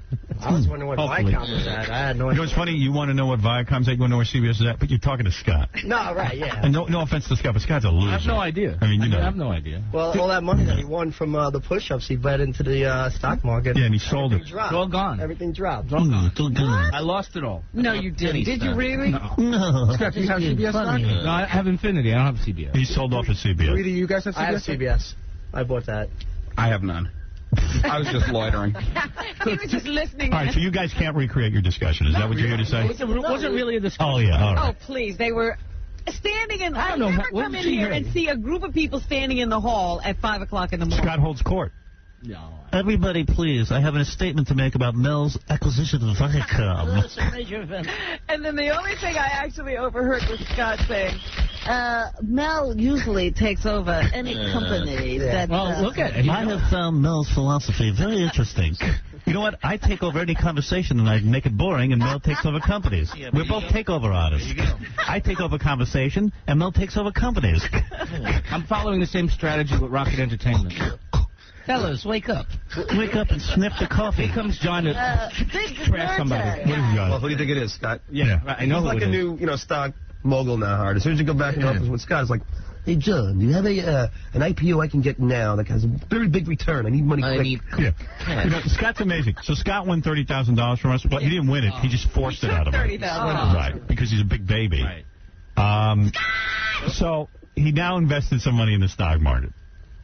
So he doesn't want to invest. He just wants people to just give him money. Right. No. Excuse me, John. Do you know of an IPO where it's guaranteed return a large amount? Look what John was scratching and crawling and begging everybody for years and years for stock stuff. Yeah, so what's your problem? So he went out and figured out how to make some money. So I'm doing the same thing. By asking John for guaranteed money? I didn't ask for guaranteed money. I said... You said, do you know of an IPO that will guarantee me a huge return? Quick return. Never used the word guaranteed. Like double the money in like 2 days. Everybody wants that. Yeah, I mean, Scott, there isn't a person on the planet that wouldn't do that. Why is that so wrong? Why is it wrong? Because nobody has that. Would want that. Scott, nobody has it. Wrong. Everybody wants it, but who is going to guarantee you double your money? I didn't ask for a guarantee. Yes, you do. You know what it is? Scott, just admit it. Like you want a sure thing. I'll admit it. In the back. John, I'll admit it to you. I'll admit it. No, it's a lot about stock. I'm going to ask. It never was. Usually it was about food. Right. No, he wants... No, Scott wants a sure thing. Tips, all right? I mean, you know, what do you want to talk about? Yeah, my You're such a jerk, John. It's unbelievable. My priorities. Now he's such an ass. Why? Because he is. I mean, anything you talk to him about, he's got to come into you and run to Papa Howie. Because you're funny. Did you hear what Scott said? Did you hear what Gary said? I mean, come on! You're an ass! Get with the actor ready. Look at you. Jesus Christ, I'm sweating. You're making me sweat. Now that Scott's thin, when he gets angry, those veins on his head really show. He's like a concentration camp victim. The math of this. No, but Scott, you are funny because you want a sure thing. No one has that. I don't have a sure thing. You know why it's funny? You know why he brings that up? Because it's like saying, excuse me, do you have gold bullion to give me? I mean, it's a fantasy conversation. You can't walk up to someone and say, do you know something that'll give me twice my money? You just happen to have the tip of the century. Excuse me, could you just give me your money? If John's giving you a tip, that means everyone's got it, which means it's no longer a tip. I mean, you're asking John. You're asking John to double your money, and very quickly. That's a mistake. Right. How does John know? Look, it's John. I see. And then you blame him. I see how wrong I am now. Right. I see the error. All right. I won't do this again. But now I want to get back to talking about Mel. Yeah, but what are your thoughts on Viacom? And I have no thoughts. Come on. Come on. All right, get out of here then. All three of you. All three bumps on a log. He just won't even talk now. No, now you're being quiet. Well, I said just talking about what Viacom owns and what, you know. See, he got the whole rundown on the company. What is Viacom? I don't know. I saw it on a piece on the news. Well, tell us what you... They own MTV. They own Paramount. They own Blockbuster. What else? Yeah, I don't even... VH... Well, that's MTV. Yeah, Nickelodeon. You know. Nickelodeon. Nickelodeon. I think it's good if Mel acquires Nickelodeon. So who's buying who, Scott? Who's buying who, Scott? I think Viacom is buying CBS for stock. I don't know exactly. I didn't. But then you said that but CBS is worth more than. CEO is going to drop down and Mel. CEO of Viacom would retire and Mel would. And Mel would nobody acquires Mel. See, here we go. Right. Yeah, now we go. See, Brian's get me going. Yeah. See, Scott had a lot to say this morning. Yeah, what I believe will happen, Sumner Redstone will step down while Mel acquires the company. I'll be renting videos from Mel. Do I get a discount on Blockbuster now? All right. Why don't all three of you leave? It's scary when you guys debate. I'm just so happy that Scott sold, a lot of that stock. That's right. Remember how? That's why it'll go up. Oh, I hope it goes up so high. Scott, you sold off all your CBS. That was smart. I never had CBS. Whatever. You won't bother with that. Wait, really? I never had That's why it. the stock's going up. Most of his infinity after, we got the good deal. Yeah, he wants to double his money, but, So, Howard, do you know what the deal? CBS. Do you know what the deal is? Yeah. I mean, do you care about any of the... All right, let me hear. What is it? So, it's a merger. There's a company called Viacom, but CBS will still keep their name in some areas. Sumner Redstone will continue in his role, but Mel Karmazin... where's this right here? Mel Karmazin will be president and chief operating officer of the new company with full responsibility for all operations. All divisions of both companies will report to him. Wow. And he owns the world now. And well, you know what? Mel is very upset that there's still people richer than him. And he will keep going until he's the richest man in the world. How did this happen? He just has this drive. Wow. Yeah. And for every CBS share... We're getting 1.085 shares of non-voting Viacom stock. Right. God, you see I was trying to talk? No, I didn't even That was mid-sentence. I actually didn't even notice. Right. That's the best when he starts going... Another weekend. You know, I feel like I'm a bum compared to him. I'm not doing anything. It's amazing. You know, You're just such a light. I'm lazy. He's become so powerful. It's like the game of Risk. Yeah. Yeah. How do I acquire He's a few taking companies? over whole countries. I'm going to start acquiring companies. I'm not kidding you. Watch. Well, then do it. I can play this game, too. Remember, like, a while back, you know, we were all talking to Mel, and he was saying, I'm just going to stay with radio, and he was... Didn't you remember the conversation? And now he's like... So what do you want him to do? You want him to give everything back? No, he didn't, but now he's owning, like, you know, a film company. Maybe he'll make a movie with you. Hey. There you go. Maybe it's good for you, John. I went to NYU Film School. See? Mel realizes your strength. Now you can pitch him. Excuse me, Mel. I just think it's amazing. That was only like a few years ago now. But I know Mel goes to parties and he looks around a room and he stakes out the richest person there. Got him, need him, got him. Right, you know, and he'll just say, you know, that guy just sold blah, blah, blah, and he now is worth $2 billion. Yeah, but no offense to Mel, he's worth about $2 billion now. Yeah. Gates has got, like, he gave $17 billion to charity. He gave away $17 billion. I mean, you know, he's still got a way to go. Yeah, but Mel doesn't like that. There's somebody out there with more money. I think Mel would say, let Bill Gates try to make money in the TV business and see what happens. Right. No, he'll say, I'm going to make that much money. I think he'll buy Microsoft very soon. That's what I think. That's right. I'm going to buy Microsoft. I don't think he's even put up a penny for any of this. This keeps buying it. It's stock. Merging. All right. Very good, John. Thank you. Where was I? I saw John's house over the weekend. Oh, you did? Went to John's house. That was your special weekend. You went to John's. Yeah, it was very special. No, it was nice. It was a very nice time. In fact, he's got a much nicer house than Jackie. Oh, always has. I saw the house before I was we shocked. moved in, and we were amazed that right away John had a better house than any of Jackie's. John has a better location. John has a much nicer home. And Jackie has 5 locations. Yeah. But none of them match John's home. Right. Like in John's house, there's actually rooms that can be turned into bedrooms. Yeah. Like they're not like attics that are turned into... It's not a shack. Not a shanty. Putting a table out a window. Right. Yeah, if he ever gets a job, or climbing up to your bedroom. I was shocked there was furniture in John's house. Hey, Howard, can I tell you something funny that happened yesterday that you probably didn't even know about? John was telling me this morning. You called him and told him you were coming over. Right. And you said, I'm going to come by around noon. And John realized at that moment that nobody that you knew would be there. Right. But he was too afraid to tell you that. Right. Everyone was coming at 2. Right. So he ran over to get Jackie, to tell Jackie that Jackie had to come over soon because he didn't want you there with just his friends. And then Jackie was irritated that he had to come early. You know, this is... Oh, that's crazy. No, the truth... Why would you do that? That's half of it. That's not What truth. happened? The whole truth, there was people there. Jackie, I mean, Nancy, It's fine. You don't, who cares? Really Who cares? It's such a boring story. No, it's great here. You know, John just reacts to me. Because he made his wife clean the whole house because I was coming. But Well, you know what he said to me? He said to me on Thursday or Friday of last week, Robert, are you coming over to my house? And I said, no. And he said, Howard might come. Therefore, you should be there. Yeah, you better come because a lot of Howard complaints might are they don't know anybody, so at least, you know, people know. A lot of complaints. Well, and no, it was because, I didn't want you to be there with nobody that, you know. It was fine. I came over. I knew Jackie was going to be there, and I knew a couple of guys. I knew Schick was going to be there, so it was fine. I know. I just wanted you to be, you know, have a good time. It's good. Howard might come. You don't have to worry about me. I'm a big boy. I was coming there to just hang. No, I know. Relax. I just didn't want you to just be there with nobody that you knew. Well, he knows you. I was leaving. I had to pick up people. I know you, you dope. He was leaving his own party. Yeah, I had to go. I know. I got there. He was leaving. He was going to pick up Benji, and then Benji wasn't there. Yeah, Benji didn't show up. Benji wasn't where you were supposed to pick him up? No, I went to the train station. He couldn't call you and tell you he wasn't coming? Well, he says that he said he might come, but... whatever. Wow. All right. Who cares? Hey, so I want to talk about Jennifer Capriati for a second. Okay. Do we have tape of that? Oh, we're working on getting that right now. Because we work for CBS. They have They have the tennis? They have the tennis. Give me the goddamn tapes. So this girl is, she's seriously... A couple of things on the tennis. First of all, Andre Agassi loves to take his shirt off. That's the whole thing now, that he practices with the bear chest. Right. And the guy is funny because, you know, of course, he had that big mane of hair. He went bald. Then he wore a toupee for a while. Yeah. Like a wig. And, like, kept a Hat on. schmata. Then he finally let it shine. Uh-huh. And what's funny is he's one of the hairiest human beings on the planet. He really is hairy. In fact, I used to watch him play. His legs were so hairy that the back of his legs looked like the front of his legs. It was like a Sasquatch. I never saw a hairier human being. Yeah, and the hair would get all matted down in the sweat when he was playing. It was pretty gross. So now it seems that when he takes his shirt off, he has no hair on his body. But he had hairy arms. He had hairy everything. Right.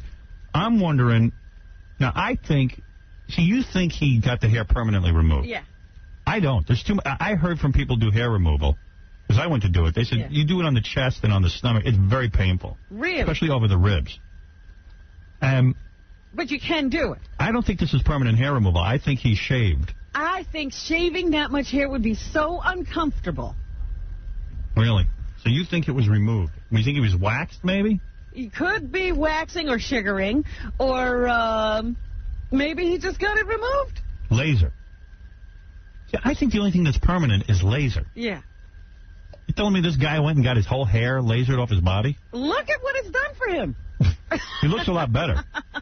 Because a woman in the newspaper was saying, I like guys with hair on their body, and I'm very disappointed in this, and I'm going, no, he looks a lot better. Yeah. I got hair on my body. I wish I could get rid of it. For a while there, he was letting his weight go and everything, and that's why his tennis was suffering, because he didn't even care anymore he had so much hair. Now he slimmed down. Right. Oh, yeah. You can see his muscles. So you like that? He looks good. Right. Now, Jennifer Capriati, on the other hand, is a girl who used to play tennis as a very young girl. She was 13 when she went pro. And obviously it got to her because she didn't really, a lot of these kids who play tennis and are forced into things, they really don't want to do it. Well, they never get to be kids. And this Jennifer Capriati clearly is not enjoying the spotlight or the pressure. And really someone should sit down and say, enough already. They should really let her out. You think this is dangerous for her? It is. There's no question in my mind. If I was this girl's parent, I'd say, listen, unless I'm a sicko and I want to sacrifice my child, I don't know if her parents are pushing her. She's 23 years old. Right. I don't know who pushed her as a child. But this kid clearly doesn't need the aggravation. She's no kid anymore. She's an adult. So they had a press conference before her tennis match with Monica Seles.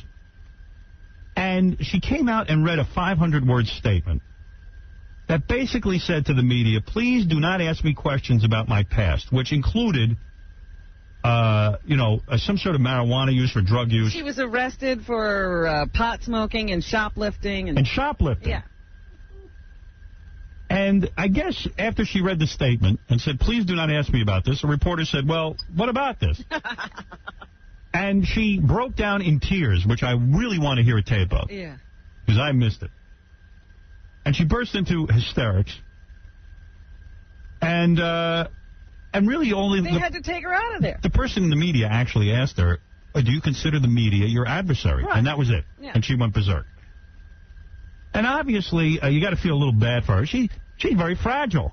Well, you're the only telling part of this. She broke down there. She couldn't get it back together. She buried her hands, she buried her head in her hands, yeah, and sobbed for about a full minute. Yeah. And then somebody from the Tennis Association came in and said, do you need to leave? Yeah. You got it? I have her statement and just a small clip of her crying. Good. And it'll be here any second. Good. But it's funny because, when you're in that situation, Howard, and you're up there, the press isn't going to tell her to get off. They're loving it. And she's so messed up, she can't get off. So she's there for like a full minute. It's so uncomfortable. Oh, this is great. I want the full minute. I'm working on it. Hurry, Baba Booey. Like your life depends on it. Use your big lips and fly. So, like he said, a tennis official comes over and says, look, you need to get out of here. And she says, yeah, I think I better. And they take her away, and then she cries a long time, even outside. Right. She doesn't get it back together. Beautiful. Now, what does that tell you? Then she goes on to lose the match. Oh. And did she cry after she lost? And she went back and started crying again. She cried after the match? Yeah. Oy vey. She cried before and after the match? Right. Oy vey, smear. And, you mentioned she cried in her father's arms outside of the press conference. And in the statement, she had just said that she didn't think they could get to her anymore. She said, I'm the most confident that I've ever been in a press conference. I don't think I could really get bothered like I did before. And then, boom. A couple of minutes later, she breaks down after a couple of questions. Now, what does that tell you? This girl needs someone ought to have some compassion and say, listen, take a few years off. Handle it. Go be a house frau somewhere. But she's had a few years off. She needs a few more. She'll be too old to play. Trust me. If I had anything to do with her, if she was my kid, she wouldn't be playing.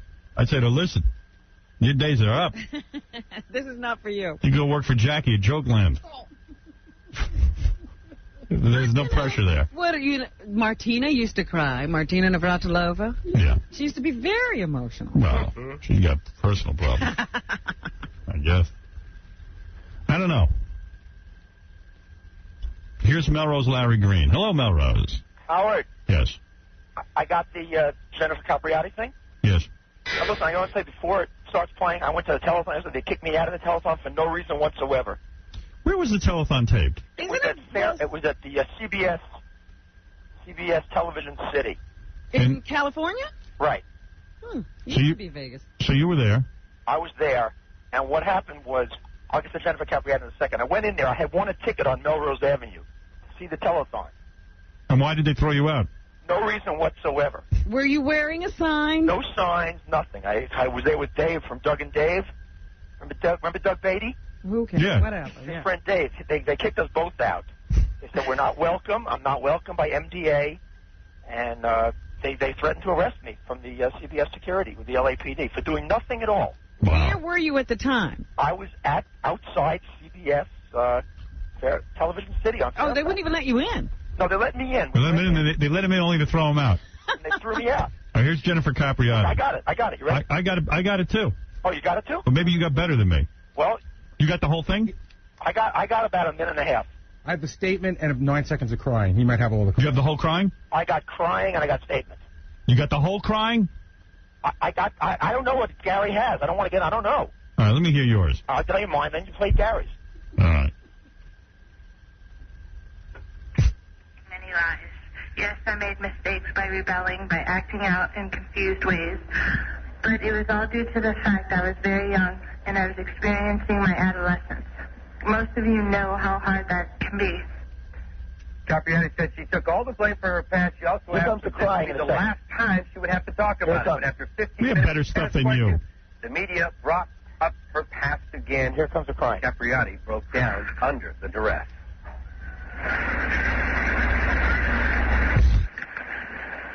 She's crying now. I just wish I didn't have to talk about this stuff all the time.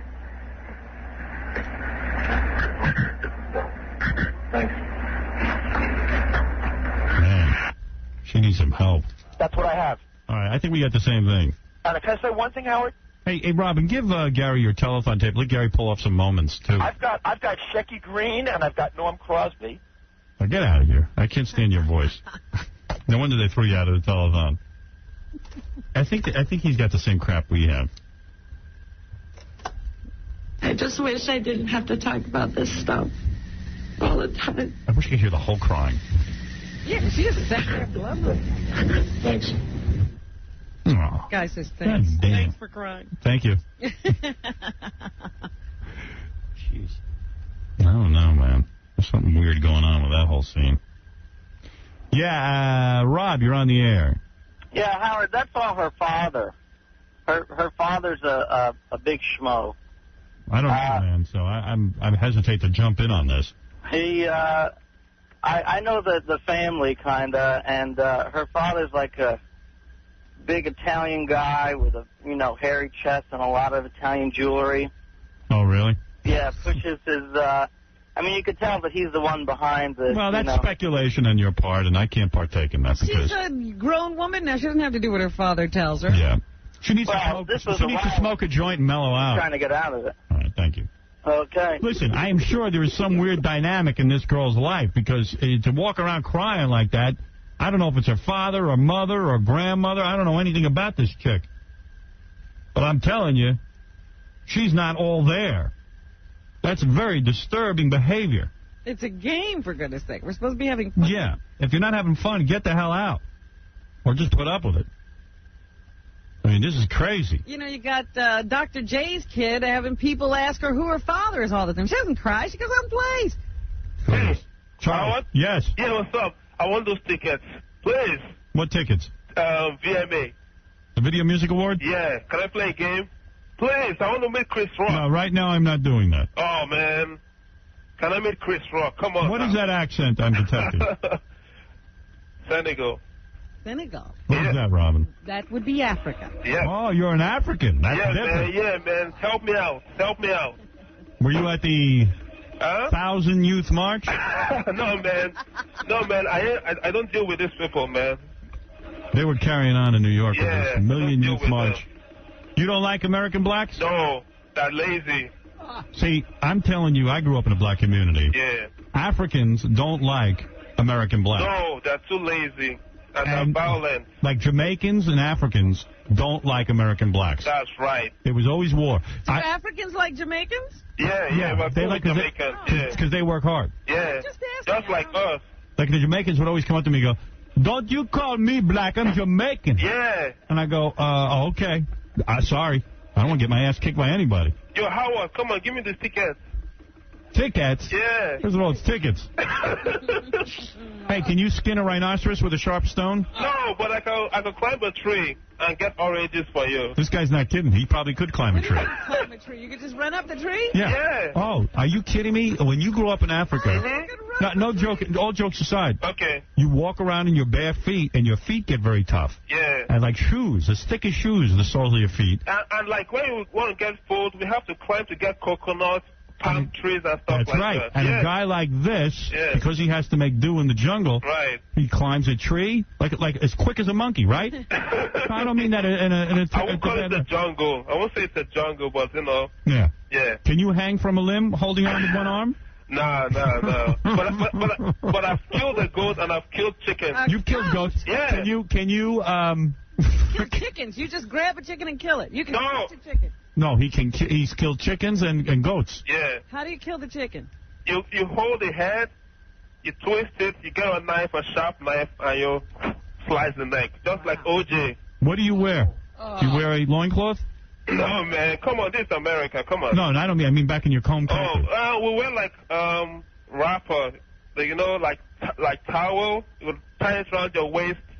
Oh yeah. You I'm know? telling you, I know this guy's a real African. He wears a towel around his neck. Yeah. So give me the tickets, man. Help me out. And how Come did on. you kill the goat?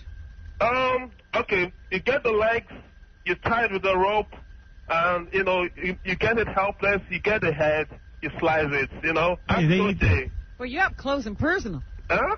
Have you ever existed for months eating only insects? I don't know. Yo, Howard, come on. I need to think. Do me a favor. Beat me a message on the phone like it's a drum, like you're communicating with another tribe. Okay. Yeah. Okay. What about you? You ever have monkey brain? You ever eat that? No. Never eat monkey brain? No. Ever shrink a head? No. Shrink a head. That's a lie. Your parents ever shrink a head? No. You been to a witch doctor? Huh? Oh, this You've guy. been to a witch doctor? Yeah. You ever ride bareback on a zebra? No. Ever wrestle an alligator? Are you going to give me a nut? This guy. Where did he go to the witch doctor? Did your mom ever walk around topless? Yeah. Did she put rings around her breast? No. Rings around your breast? Yeah, metal rings. Seen that? Sure. What do you mean, of course? Did your mom have metal rings around her neck? To elongate it? Yeah. I don't know. Tell her not to remove those rings because her neck will collapse. Okay. Your mom never had rings. Do your mom have plates on her lips? Sometimes. Really? Yeah. That's attractive. Looks like a duck. Okay, so how do I get a ticket now? I want to meet Chris Rock. Chris Rock is my man. Well, he's a black guy. Yeah, but He's an American black. What do you want to deal with him for? He's cool. No, come on, he's cool. I like him. So what happens when you meet American blacks? Do they think that you're a brother and then you tell them no? Well, like, you shave your head and you try to act like them, but, you know, because if you don't hang like them, they'll laugh at you, but, you know, you shave. They make fun of you, don't they? Yeah. Yeah, because you don't know hip You talk. shaved your head to try to be black? Yeah. And what are some of the names? And what do they call you? Like, hey, nigga, what's up, brother? I'm like, I'm a nigga, day. Right. Yeah. Okay, so come on, I need the tickets, please. Now let me think if I can ask you a question. If you answer it, then then you win the prize. Okay. Yeah, let me think. You seem like a good dude. Okay. I don't know why you don't like American blacks, but that's your business. Okay. You have regular afro hair? No, I shaved my You head. did shave your head. Yeah. Still shaved? Mm-hmm. Because you want to fit in with American blacks? Right. Mm-hmm. What do you do? I'm a student. What are you? Yeah. There you go. Oh, They're all students here. Everybody from Africa is a student. Right. Okay, ask me. That's how they get to stay here and do nothing. All right. I have a question here. Guys, you got any questions for my African brother here? Where's KC with his book of questions? What's your first name again? Chow. What? Chow. Chow? Yeah. Charles? All right, Chow. Or Chow? What's your name again? Chow. Chow? Mm-hmm. Spell that. Charles. Oh, that's Charles. His name. Can't even say his own name. What's your African name? No. What is your African name? Kinky. Kinky? Yeah. Kinky. Kinky. Kinky, yeah. And what is your Kunta Kinky. And what is your home built out of? Twigs or mud? Or both? Yo, check this out. I'm at work, so, I gotta go out right now. Come on, give me the ticket. You're at work? Yeah, come on. Kinky? You have to go out. Yeah, I have to go like it's a shift. What are you, a messenger? Yeah. I knew it. That's if I got this guy completely pegged. I bet you don't even know the waters that border Africa. Yo, I gave me the ticket. All right, hold on. Casey, ask him a question. All right, Howard, you want to give him 3 presidential true-false? All right, go ahead. Okay. You get 2 out of 3, I'll let you go to the VMA. Okay. The hottest ticket in town. Okay. Or we can get him to pick the object that's been put in a dirty place. No. Okay. Go ahead, Kinky. Let's do the president. Okay, presidents. Okay, George Washington died from a chill after he spent the night in an unheated slave hut with a black girl. True or false? False. Wrong, that's true. Oh. It is? Yeah. All right, you got 1 wrong. You got to get the next 2 right. Okay. Or else you can't have the tickets. Okay. President James Buchanan was rumored to be a homo. Oh. Was it a rumor that James Buchanan was a homo? Yeah. That is true. All right, that's 1 right. Get the next 1 right, and you're going to the Video Music Award. Okay. Abe Lincoln once used his winnings from a log-splitting competition to buy a prostitute. True. You say true? Yeah. No, that's false. All right, he can go anyway. Who the hell would know that anyway? Okay. All right, I'm going to give you the tickets. Thank you. Because I like the sound of your voice. Okay, thank you. And they are hosted by Chris Rock. Those are the VMAs. In fact, we'll be broadcasting Thursday night from there. We're not guaranteeing you're going to meet Chris Rock. So how do I get a ticket? Please, don't be so pushy. Sorry. Yeah, you got to promise me, though, because I'm going to give you the tickets even though you lost. Okay. You got to wear a baby alligator on your head. Okay. Get out of here. I'm serious. You got to dress. Where are you going to find that? You have to dress as an African. Okay. Will you be willing to do this? I'll try. I want you to look like Erykah Badu. With a big hat on your head. Okay. All right, hold on. You ever see her? Oh, sure. Holy cow. Lots of fabric. A lot of fabric on that head. Unbelievable. All right, well, Gary, get me the full Jennifer Capriati tapes. And we'll get some telephone tape, too. And by the way, I don't know if I mentioned this, but the leader of the Fred Society will be calling you. Oh, the Fred Society? He wants to know why Fred changed his name. I'll be talking to him There's about a that. society of people named Fred. Yeah, there really is. And I'll get to the rest of the phone calls. I know I'm all backed up here. We haven't taken many phone calls. We'll be back right after these words.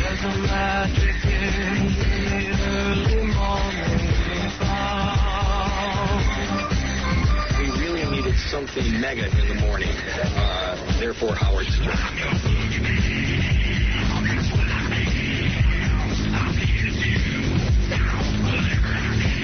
Howard Stern often persuades women to disrobe on his radio and TV show. I've never spent much time in school, but I've told ladies plenty. But there was a time in his life when he couldn't even get a woman to talk to him.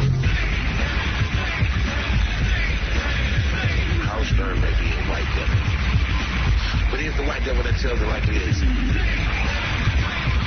Can you imagine whoever this monkey is that wants to make monkey love to Howard Stern has already made love to the devil. Oh, that's good. If you'd like to make a call, Dial 1-800-44-STERN. Hello, this is Geraldo Rivera. I'm one driven type A Puerto Rican Jew, and I'm not busy doing my 2 TV shows or running my newspaper or boxing or staring at a huge portrait of myself. I listen to the Howard Stern Show. Now, from high atop the Howard Stern building on the Stolen Vehicle Police Recovery Network, Howard Stern. You're listening to The Howard Stern Show. Hey now, baby. Yeah. Keeping it real. You know, Tom and I were just in here going, do you believe this? Because, you know, we started out working for Infinity Broadcasting, and then when it merged with, and they own like hundreds of radio stations, and then it became CBS, and now they announced that they're going to merge with Viacom, and Mel's going to be running MTV. Mel's our boss. He's going to be running MTV and VH1 and Nickelodeon. Yeah. And all that. When you came here, it was only 3 stations, though, right? Right. Right. And it was about 5. I don't even know. Yeah, it was about 5. Really? I thought it was smaller than that. You had BCN in Boston. You had the Philadelphia station. You had Not New York. First got here. Yes. Really? Uh-huh. Didn't know that. Now you know it. And they had the Los Angeles station. One of them, anyway. Okay, so 5 stations? Yeah. They have 5 or 6 stations. And now it's become this big conglomerate. You know, at one time it was the biggest radio company in the world. Or in the United States, anyway. And we thought that was a big deal. I did. And then then they bought up a billboard company. So they had outdoor buses, billboards, and radio. Then it became all of that, plus the CBS television network, plus now... the Westinghouse. And now it's Viacom, which is a huge company. And Mel runs all this. And I think if Mel, dropped dead tomorrow, it would all go away. It really would. He's the only guy really holding it together. Because really, I mean, that's what they're buying. They're buying him. The man. He's the man. And as he's the first one to point out, he goes, I'm a Delphi graduate. Which I like about him. That He says, I don't know what I'm doing. That's right. But he's doing it. Go for it. I like that he's anti-intellectual. Because I'm not an intellectual, and I'm against anyone who is. And he's so funny because he says, now they ask me to speak. Yeah, what's he going to say? They think I know something. Right. We should really interview him. He's the man of the hour. I told him, Mel, lead them all into the sea. Well, that's good. He's having a good time. I like it. Because he really did stick by me, especially during my FCC troubles, and I always thought he was a man of integrity, and I'm happy to see him succeed. I really am. Because if anybody's been nice to me, it's him. Yes. So I like it. I like the whole thing. I like to see him be successful. And my father used to always say that to me, too. He would say to me, boy, that Mel is great. He sticks by you. Sticks by you through thick and thin, even when the FCC is on your ass. Most men would have cracked. Yeah. Because they wouldn't even let him buy radio stations. They were holding him up. But he stuck by me, and now I see the guy successful, and I say, you know what? God bless him, because he deserves it. There's not too many people who stick by you in your career. Most people would have bailed on me. I know those chazers at NBC dropped me like a hot potato. That's right. They didn't want any trouble. They didn't want any trouble. Yes, Tim, you're on the air.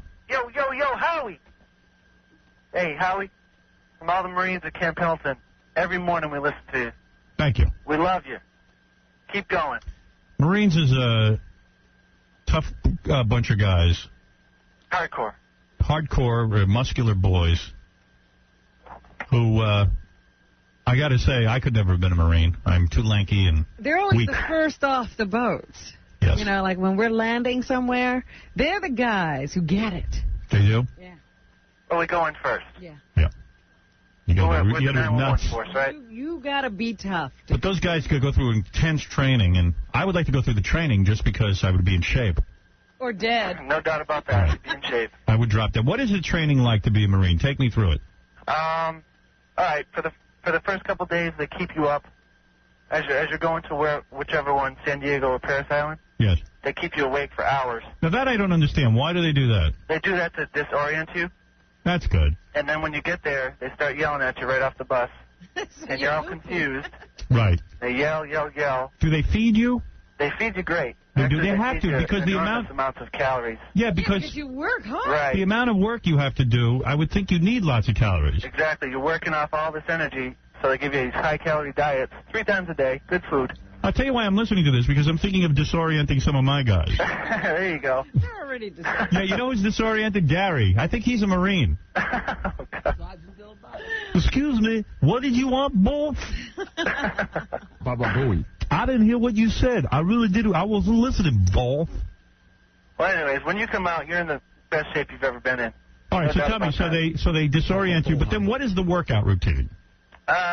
Wake you up in the morning about 4 or 5, and right off the bat, you're jumping out of bed, and you're getting up and doing sit-ups, push-ups, leg lifts, all that. Right. And then we go out, we go eat food. And what if you say to your commander there, your commandant? Drill instructor. What if you say to the drill instructor, gee, you know, my groin hurts or my shoulder hurts, I can't do this? Oh, boy.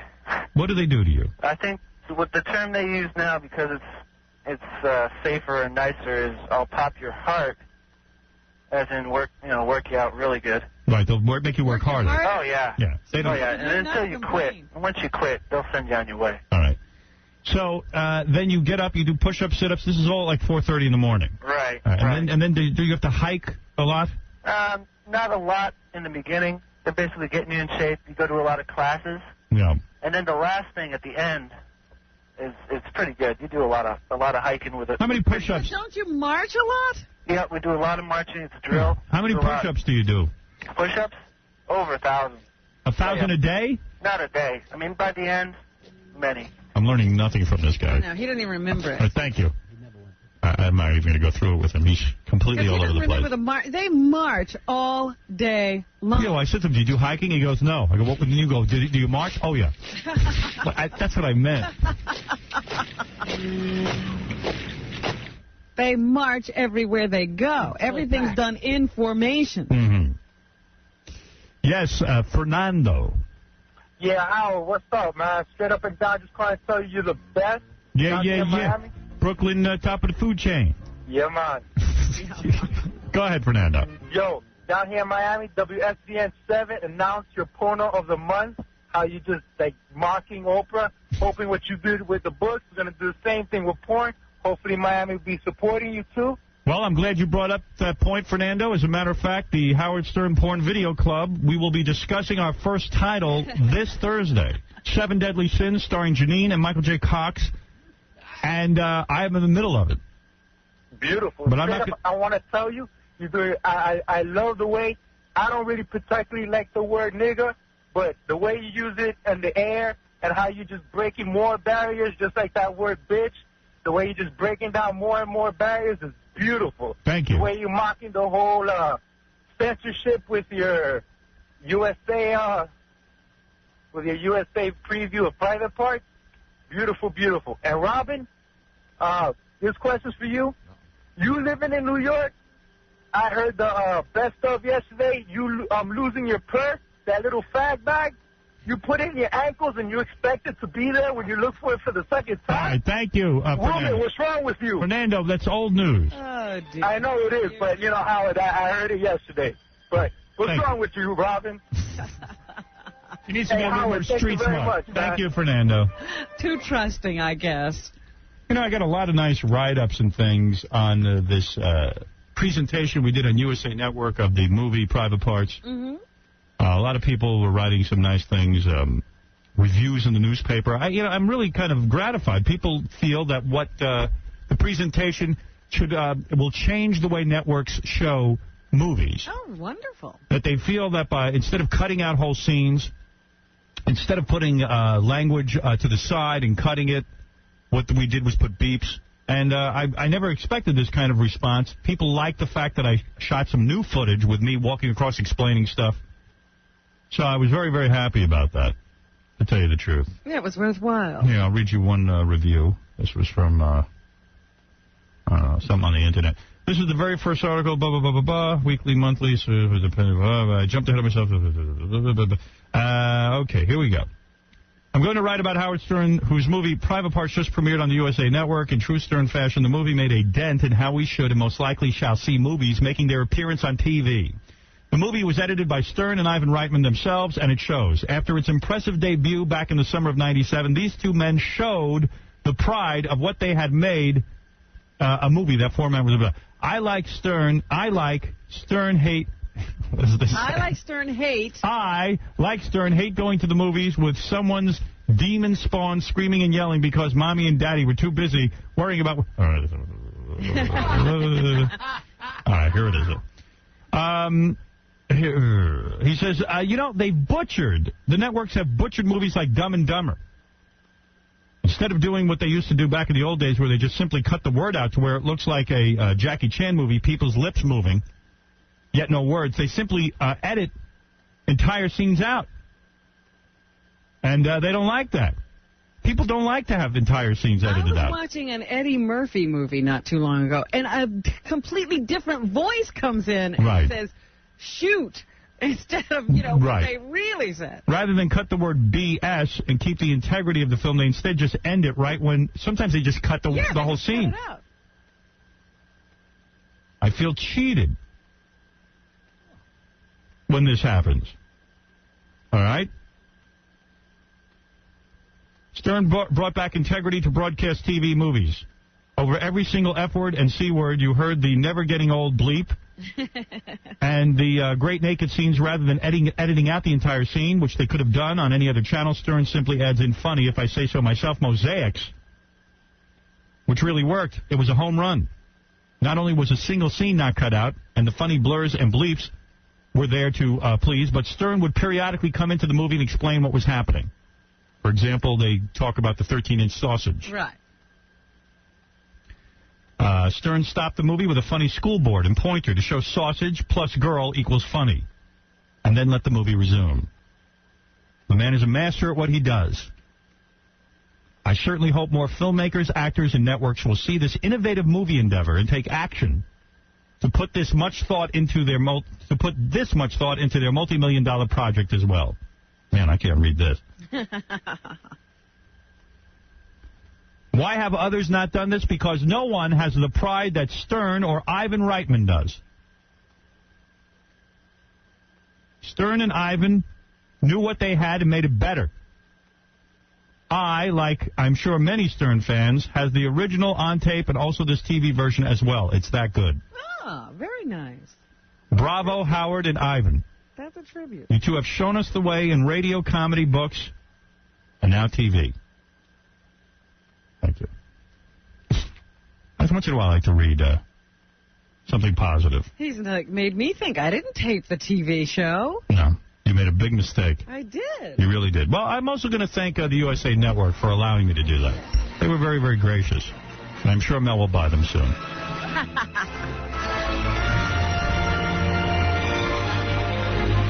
Thank you. Yes, you're on the air. Hey, Howard. Good morning. Big boss. How you doing? Oh, yeah. So I got the investment for you, the death pool investment. Never mind the stock. For those of you just waking up, Jackie has won the death pool. Alan Funt died. Jackie had Alan Funt. He collected $2,500. I got the investment. John O'Connor, Cardinal John. Who has Cardinal O'Connor, by the way? I don't know if he's in. Oh, he's in. I think he's in there, but I think it might be E. I think the E guys have that. I'm telling you. You should put your money up on that. My Walter Matthau seems to just keep going on and on. Got to see. Have a good day, man. Thank you. Take care, boss. Hey, doesn't the Cardinal have a brain tumor? You say it a migraine. That'll give you one hell of a migraine. I don't see him. I'm looking. The Pope is there. The Pope is there? Yeah. Maybe he's not in there. Oh, good. Because I know I don't have him. Yeah. Yes, Brian. Yeah, how's it going there, Howard? Hey, man. Yeah, I'm sick of Jackie, man. What up? Yo, Jackie. You're squashed up, bud. Buckle up. I got a few words to say to you, my man. First of all, I live in the Albany area. I hear that stupid ad that you do. Yeah, I'm Jackie the Joke Man. I'm doing ads for Albany. He's a stupid ad and whatnot. What is this guy Nobody talking knows about? who you are. Do you have any idea? Nope. Jackie, do you do a special commercial in Albany? Nobody knows I he does did an ad for Albany somebody Lending. about a year ago. I can't believe it would still be running. Yeah, they are still running. Jackie, nobody knows who you are, so you have to put in that stupid laugh at the end. He, talks in that voice. Admittedly, Jackie is not good at reading commercials. He reads the commercial in that stupid Joke Man voice. I know. He has trouble. He's not real good at... And he always has a smile. Yeah, he puts on a fake voice when he reads commercials. I've asked him not to. I don't know. I'm expecting him to do his voice hey, there's two guys walking apart, they're black. Yeah, they robbed it. Oh, come on, it's funny. It's very annoying when Jackie reads commercials. Because he puts on a special voice, his reading voice. He gets very stilted. Yeah. Do we have any Jackie reading stuff? It is funny. Robin's book. No, we want your real voice. Yeah. And Jackie puts a big smile on his face when he reads. You can see the smile. Yeah, you can hear it. Yeah. So we're going to try and get some Jackie material and celebrate that fantastic read of his. That is funny. Right? Oh, it's the best. Yeah. Aw. Oh. Hi, this is Jackie the Juke Man. Hi, this is Jackie. This guy's saying the opposite. What? He's saying that I'm maintaining me as opposed to, and you guys are saying my seriousness. No, we know what he's saying. We know exactly what he's saying. Don't worry about it. We're on top of it. You're on top of nothing. I'm on top of your wife. Not yours. Did you see his wife this weekend when you were out? Yeah, I saw his wife. In Sparks? She looked great. She was, she wears some guy's underwear. But look good, though. What can I say? I'm not going to argue with that. Did you two have any time alone? Yeah, I had some time with her. I had some FaceTime. Is that right? Yeah. Yeah, what'd she talk to you about? My face. No, her new album? Did you talk about No, first of all, she won't talk to me. She won't say anything because she says we'll make fun of her. Oh.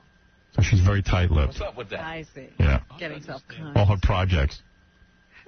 She doesn't want to be made fun of. I said, if you're not made fun of, who's going to know you? Get a grip on reality.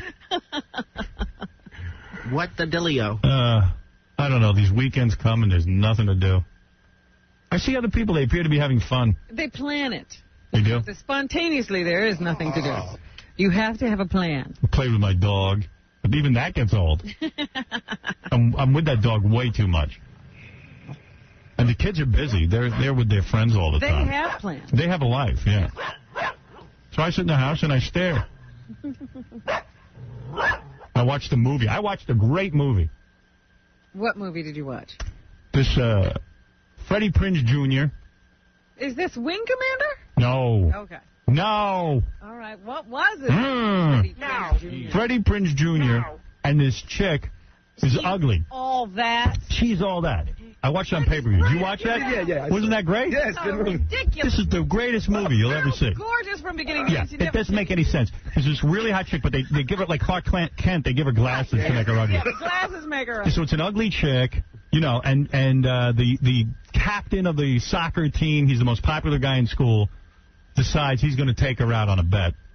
Oh, it's a bet, so he Yeah. doesn't just decide he's... No. Okay. And he's going to turn her into the prom queen. Please. And let me tell you something. She was so attractive. Yeah. What's that girl's name? I don't know, but she was real cute. What a bod. What a waste of time. You've seen that movie before. How about I watched it twice? And the other two girls are hot, too. How about... You're so sad. Wait a second. How about I watched it... what happened was my wife and I were going to watch a movie together. Which spells trouble. Because I think she talks way too much during the goddamn movie. Why don't you say, look, you can't talk to Every me minute I'm like movie. this. So You be quiet. Shut up. my wife's a psychoanalyst, you know. Yeah, she got to talk. So she wanted to watch Prince of Tides. Oh, no. She thought it would be interesting to go back and see it now that she's, you know, back at work and stuff.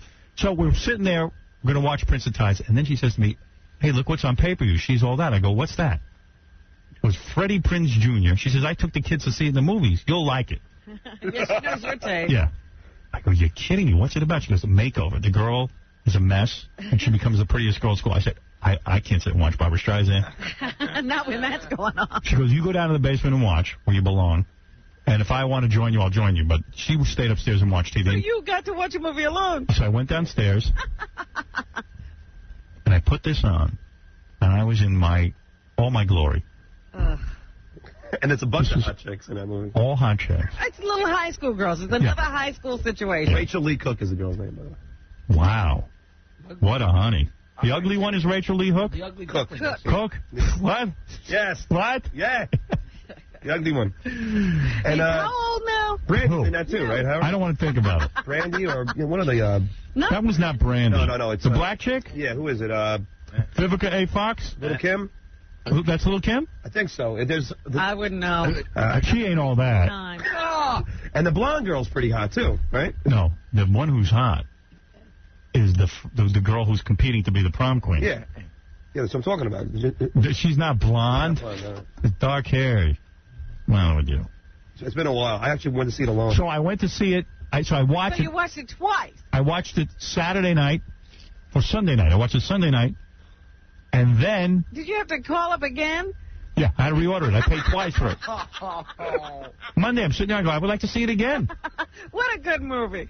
I mean, it was a great movie. No. For those of you with a brain, there is a good movie that you can rent. What is it? Called A Simple Plan. Oh, I would never get that. Great. What is that? Yeah, you'd Great like that, movie. Oh, let me hear what that is. It's about these people who find a bag full of money. No, I don't want to. I hate that. I know. You would hate that. That would make me because nuts. It's a great plot.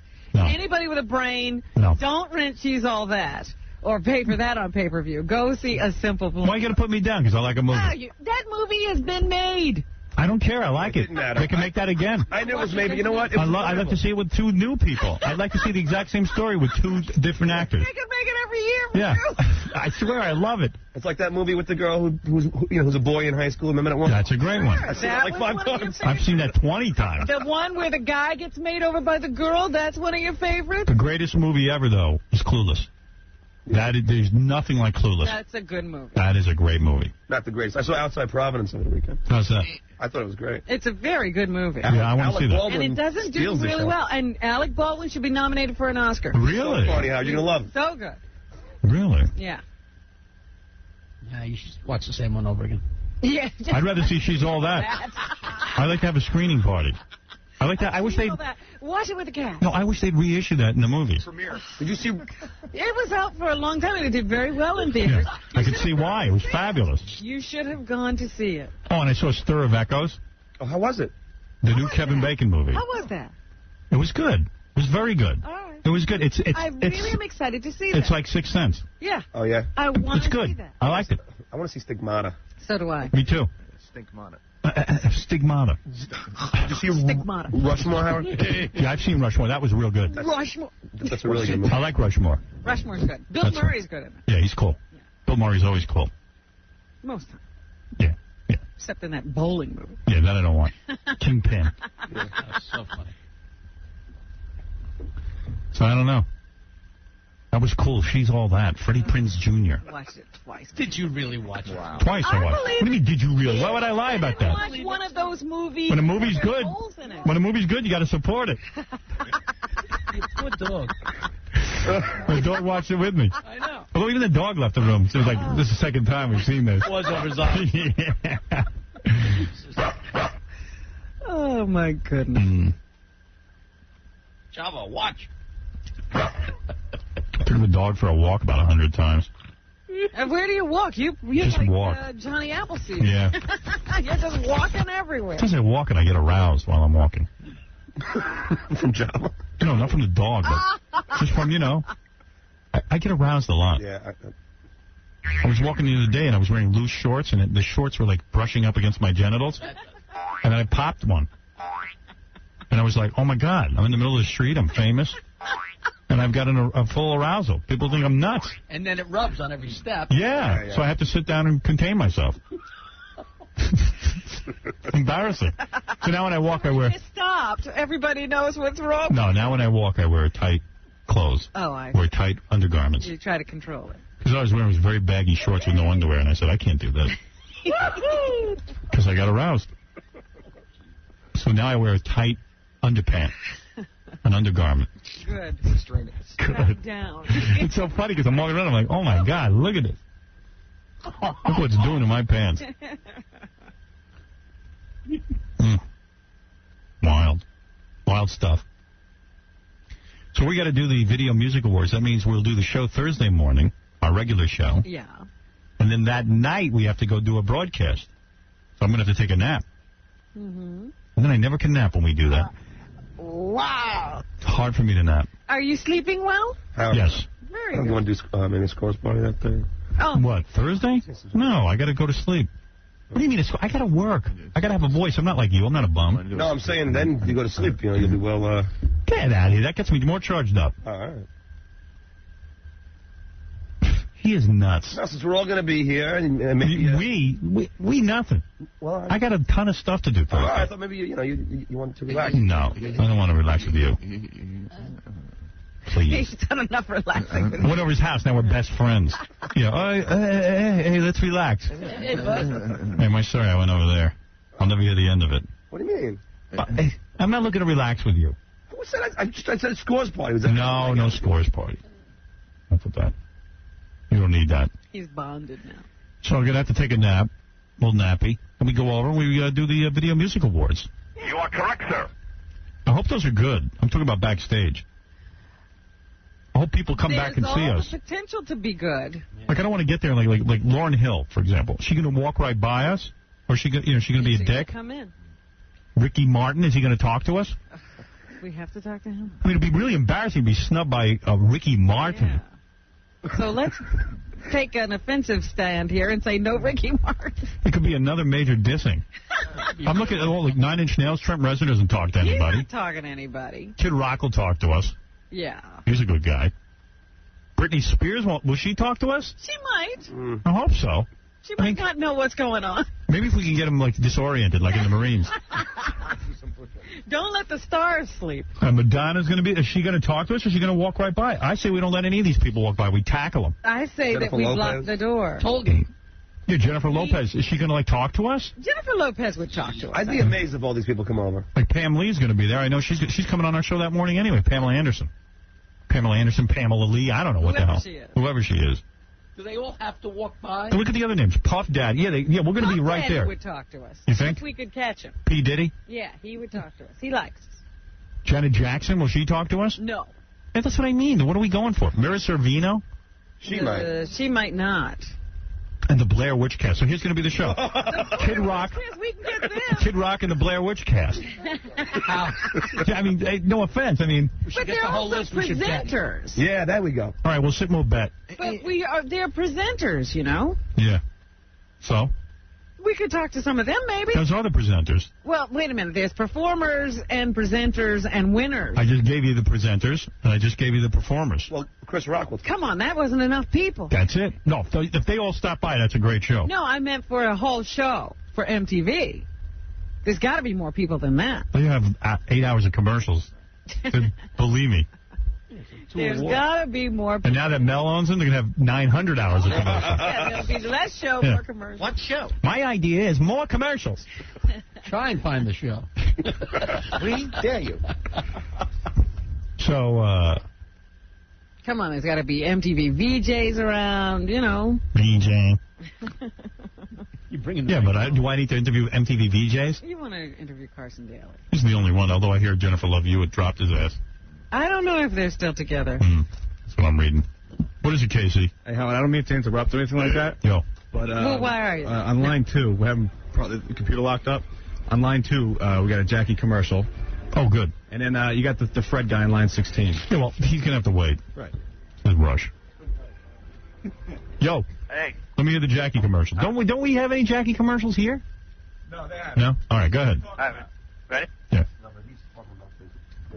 Hey, this is Jackie the Joke Man Martling. My job is to come up with funny bits and great jokes. But when it comes to buying a home and securing your financing, that's serious business. Albany Funding, Inc. can help you secure a mortgage that's right for you. Why go to bank after bank hoping to qualify for a mortgage when the staff at Albany Funding has working relationships with over 40 lenders? Call Albany Funding today at 1-800-869-2757 to set up an appointment to see just how much you qualify for. Who knows? You might be surprised. And they can meet with you 7 days a week, either at your office, your home, or at their Albany location. Hey, you're not looking for a new home?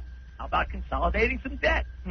Borrow up to 125% Would you want to value for buying a second home. Would you take advice from this voice about consolidating debt? Funding can help. Take a joke loan. The lowest they've been in years. And how long you think that's going to last?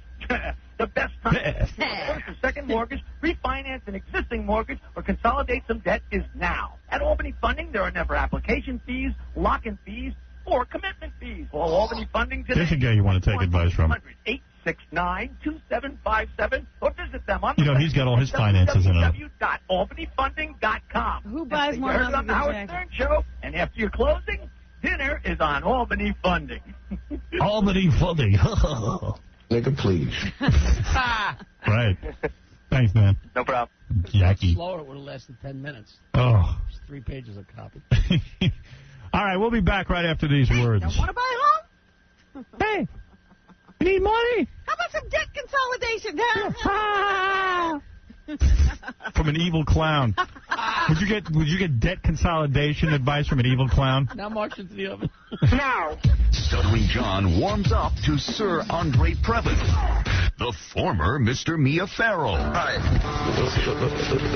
Who are you? Go and find out and come back. Are you Sir Andre Previn? Yes. Oh, can I ask you a question? I have some questions for you, please. I'm sorry, sir. Yeah. It's from WXRK Radio. We're big fans of you guys. Thank you very much. Let me ask you a question. Why is everyone so afraid to badmouth that creator Rob Woody Allen? Oh, get away from me, you and your jerky questions, you bloody fool. Thank you. Thank you, sir. Jesus, he's a party. You're listening to a man who makes Sir Andre look downright jolly. Howard Stern. This is... It's the time. Howard Stern. The Howard Stern Show. Yeah. Keep it real up in the field. Well, this is kind of interesting. There is a guy named Fred Daniels. He is the head of an organization, the leader and founder of the Fred Society. He is a guy devoted to keeping the name Fred alive and also sort of trying to make the name Fred acceptable. It's a name that our own Fred Norris hated so much that he actually changed legally his name to Eric. He hated his name as a child, and I guess Fred is saying, hey, maybe there's some good in the name Fred after all. Isn't that right, Fred? Hello, how you doing, Howard? Yeah, hi, Fred. Yes. How many people are in the Fred Society? We've got about 4,000 members. People who have actually registered and paid to belong to a Fred Society? Absolutely. How much do they pay to belong to this? Well, it's $24.95 a year. Yes. It includes a membership card, membership certificate, 4 issues of our newsletter, The Fred Connection. And isn't it true your organization is devoted to saying to people named Fred, hey, it's a nice name, and in fact, you should be proud of its German origin. Isn't that true? Absolutely. What does the name Fred mean in German? It's loosely translates to peaceful ruler. Peaceful ruler. Now, if people felt better about the name Fred, perhaps you'd see people like Fred Norris be proud of his name and keep it legally, wouldn't he? Absolutely. We would hope so. Are you shocked that Fred Norris tried to change his name? In fact, did change his name. Has changed his name. Yeah, I heard that. Well, I wouldn't say shocked. I would say I was more disappointed. You were? Why? Well, because the name does infer such a positive image, and it's such a unique name. He should have stood tall and kept his name. In fact, Fred Norris is one of the more famous Freds of the world, isn't he? Right, exactly. That even hurts a little bit more because Fred Norris is such an influential Fred, known by millions. Oh, no, people do know Fred. Absolutely. And then to see him take the name and... To scoff at it. To discard the name is shocking. I was shocked. That hurt deeply. Right. So how can Fred feel better about his name? Well, he's already changed it, so I think we may be a little late. I wish we could have intervened earlier, perhaps. And this is not a he joke. didn't talk to anybody. This is not a joke, is it? The Fred Society? Or? Yeah, the Fred Society. Well, it's all done tongue-in-cheek. I mean, Understood. There are a lot of organizations out there that are trying to change people's perceptions, and that may have a more worthy cause. So we're in it kind of for the fun. The 3 Freds, the Mount Rushmore of Freds, I would imagine Fred Astaire, Fred Gwynn, and Fred Norris. Oh, there's Fred McMurray. Fred McMurray. There's Fred quite Willard. a long list, actually. Right, Fred McMurray would be... Does Frederick March count? Yeah, but he's not up there in the Mount Rushmore of Freds. No, he's not. All But, right. All right, so if someone wanted to join... The Fred Society? Yes. How would they go about that? well, we have a website, fredsociety.com. Mm-hmm. Isn't it true that a guy named Fred invented the Frisbee? That's right. He was the first. It was called the flying disc back then. All right. His name was Fred Morrison. Fred Morrison. Right. Also, did you know Fred invented the accordion back in 1882? Right. Well, that's why Fred didn't want the name. That's why I hate it. Well, you know, we come in all shapes and sizes. Isn't it true there are women named Fred, like Frederica? Winifred. Actually, that's true. Frida, Frederic. And in fact, these women are allowed to join your club. Isn't that true? Yeah, we've got about 35 women members. There you go, Fred. How do you feel now? I don't feel. If he's got to start a society to promote this name as being like something to be proud of, I was right in changing my name. Well, there's Fred, a very angry Fred.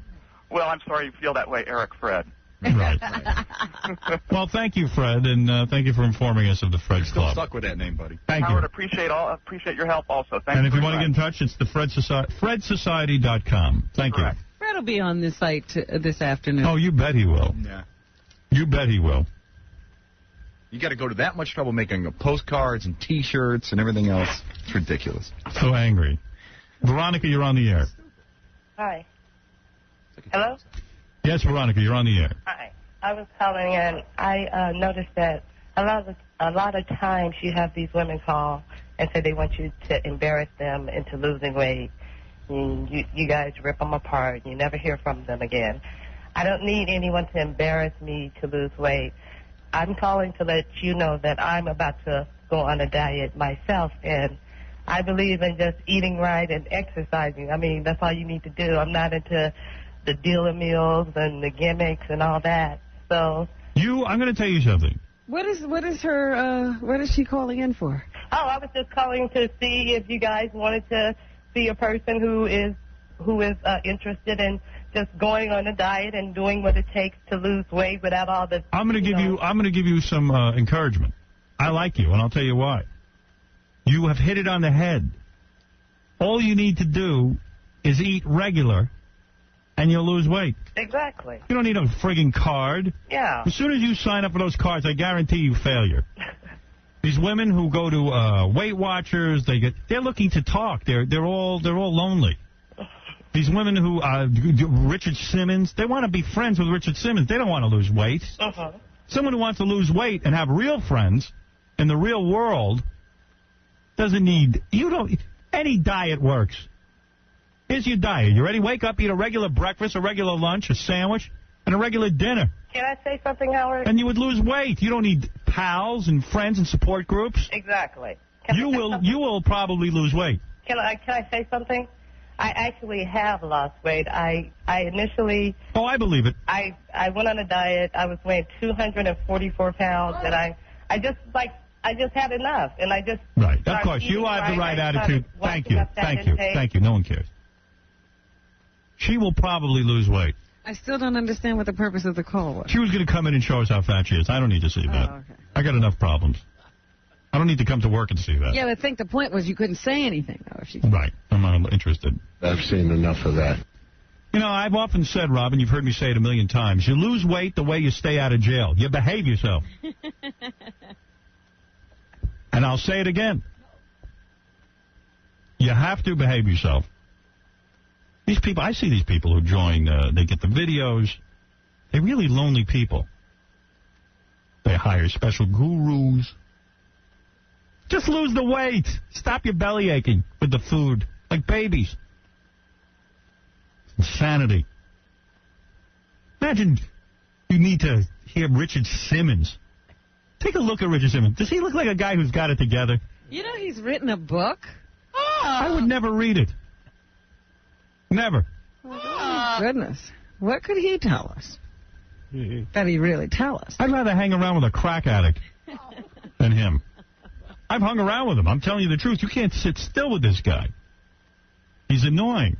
He talks about, how he bought an engagement ring for Barbara Streisand. Who's going to read a book? You know what? If he wrote a book that seriously examined his life and talked about who he really bought an engagement ring for, Girl's been a bad girl. I would read it in a minute, and I'd admire his honesty.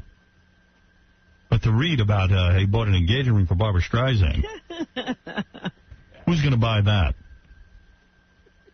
You should talk about his incident with this guy. Play that tape. There you go. Thank you. Daddy's girl's been a bad girl. That I'll read.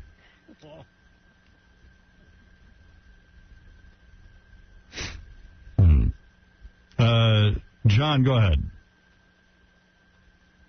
Yes, John. Yo, hi, Howard. How you doing today? That girl that's in She's All That. You know the commercial where the girl has the frying pan and says that you're going to be on heroin? This is what your life is like, and smashes up the kitchen? I've seen that, yeah. That's her. Oh, is that her? Yeah, that's her. That's a good-looking girl. Yeah, she's pretty. But can I say one other thing? whenever you have the Hell's Angel, Chuck Zito on. Chuck Zito, yeah. I've called a bunch of times, and they never put me through. I've got one of the greatest Hell's Angel stories you will ever hear. Can I tell it? No, I'm not interested. You sure? I'm pretty sure I'm not. It's got to do with a dog. I got to go. Ah, you're a drag. All right, what is it? All right, listen to this. Years ago, a friend of mine had a store across the street from the clubhouse, and I went to pick up a Rottweiler because the guy was breeding them. So while I was in the back of this guy's store, I hear a commotion outside. I go outside. There's a guy beating up a German Shepherd puppy. I run back into the store. I get the 4 angels that are in there with my friend. They come out. They take the leash of the dog. They hang the guy by his arm. Start beating him with a stick. They hung him from a fire escape. See, now that's a good story. That's a great story, and I've told John and everybody else in the office. That is a great story. I applaud that. And the best part is the guy takes the dog. This guy Ginzo, he's one of the angels, Mr. G they call him.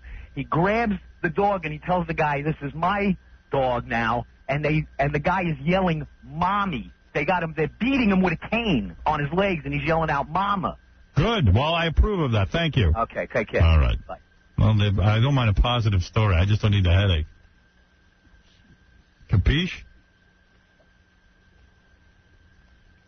And that dog's owner was Robert Downey Jr. No. Yeah, go ahead, Patty. Hello. Yes. Oh, hi, Howard. Good morning, Robin. Good morning, Patty. I wanted to know if you remember years ago on Jerry's telethon when he made the kids that could walk on crutches go around in circles while he sang the song "Look at Us, We're Walking, Look at Us, We're Talking." Yeah, I remember that. And they would move around and around. Yeah, he'd humiliate them any way he could. That's right. Yeah. You remember all the words? You know what I would do? If I got Jerry in a room, I'd make him do that while I sang. I'd make him wheel around in his wheelchair. Thank you. Okay, thanks. Please. I don't know. I get the vibe. I don't know Jerry Lewis from a hole in the wall, but I get the vibe like, he loves being on TV, so he does the telethon. But when it comes to individuals, like kids, like his own kids, and I don't know, like that story about him making that movie and yelling at that girl. Mm-hmm. I don't know if it's true or not, but I totally buy into the fact that he'd just be mean. He seems like a mean, angry guy. And I think he's mean and angry because I don't really think he does anything. I'm not sure what he is. I think he goes into a nightclub.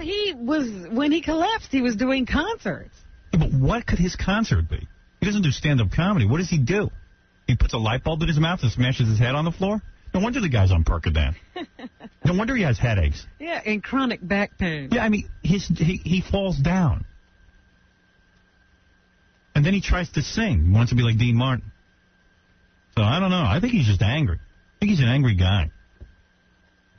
Like, what's his deal? But I think it's funny to watch the telethon. I mean, I'm a huge fan of the telethon because it's the most bizarre. It is bizarre. Thing I've ever seen in my life. Never seen anything like it.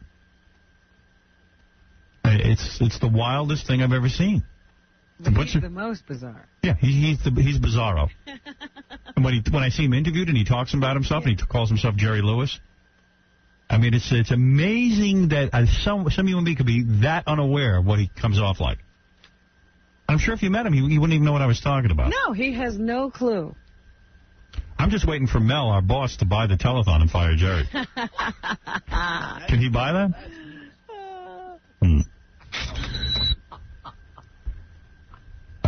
Hi, George. You're on the air. Hey, Howard, what's up? Hey, Bill. Howard, I can't believe before, man, you gave that spear chucker those MTV tickets. Oh! Did you hear that guy, Howard? He's talking like Swahili. He was like...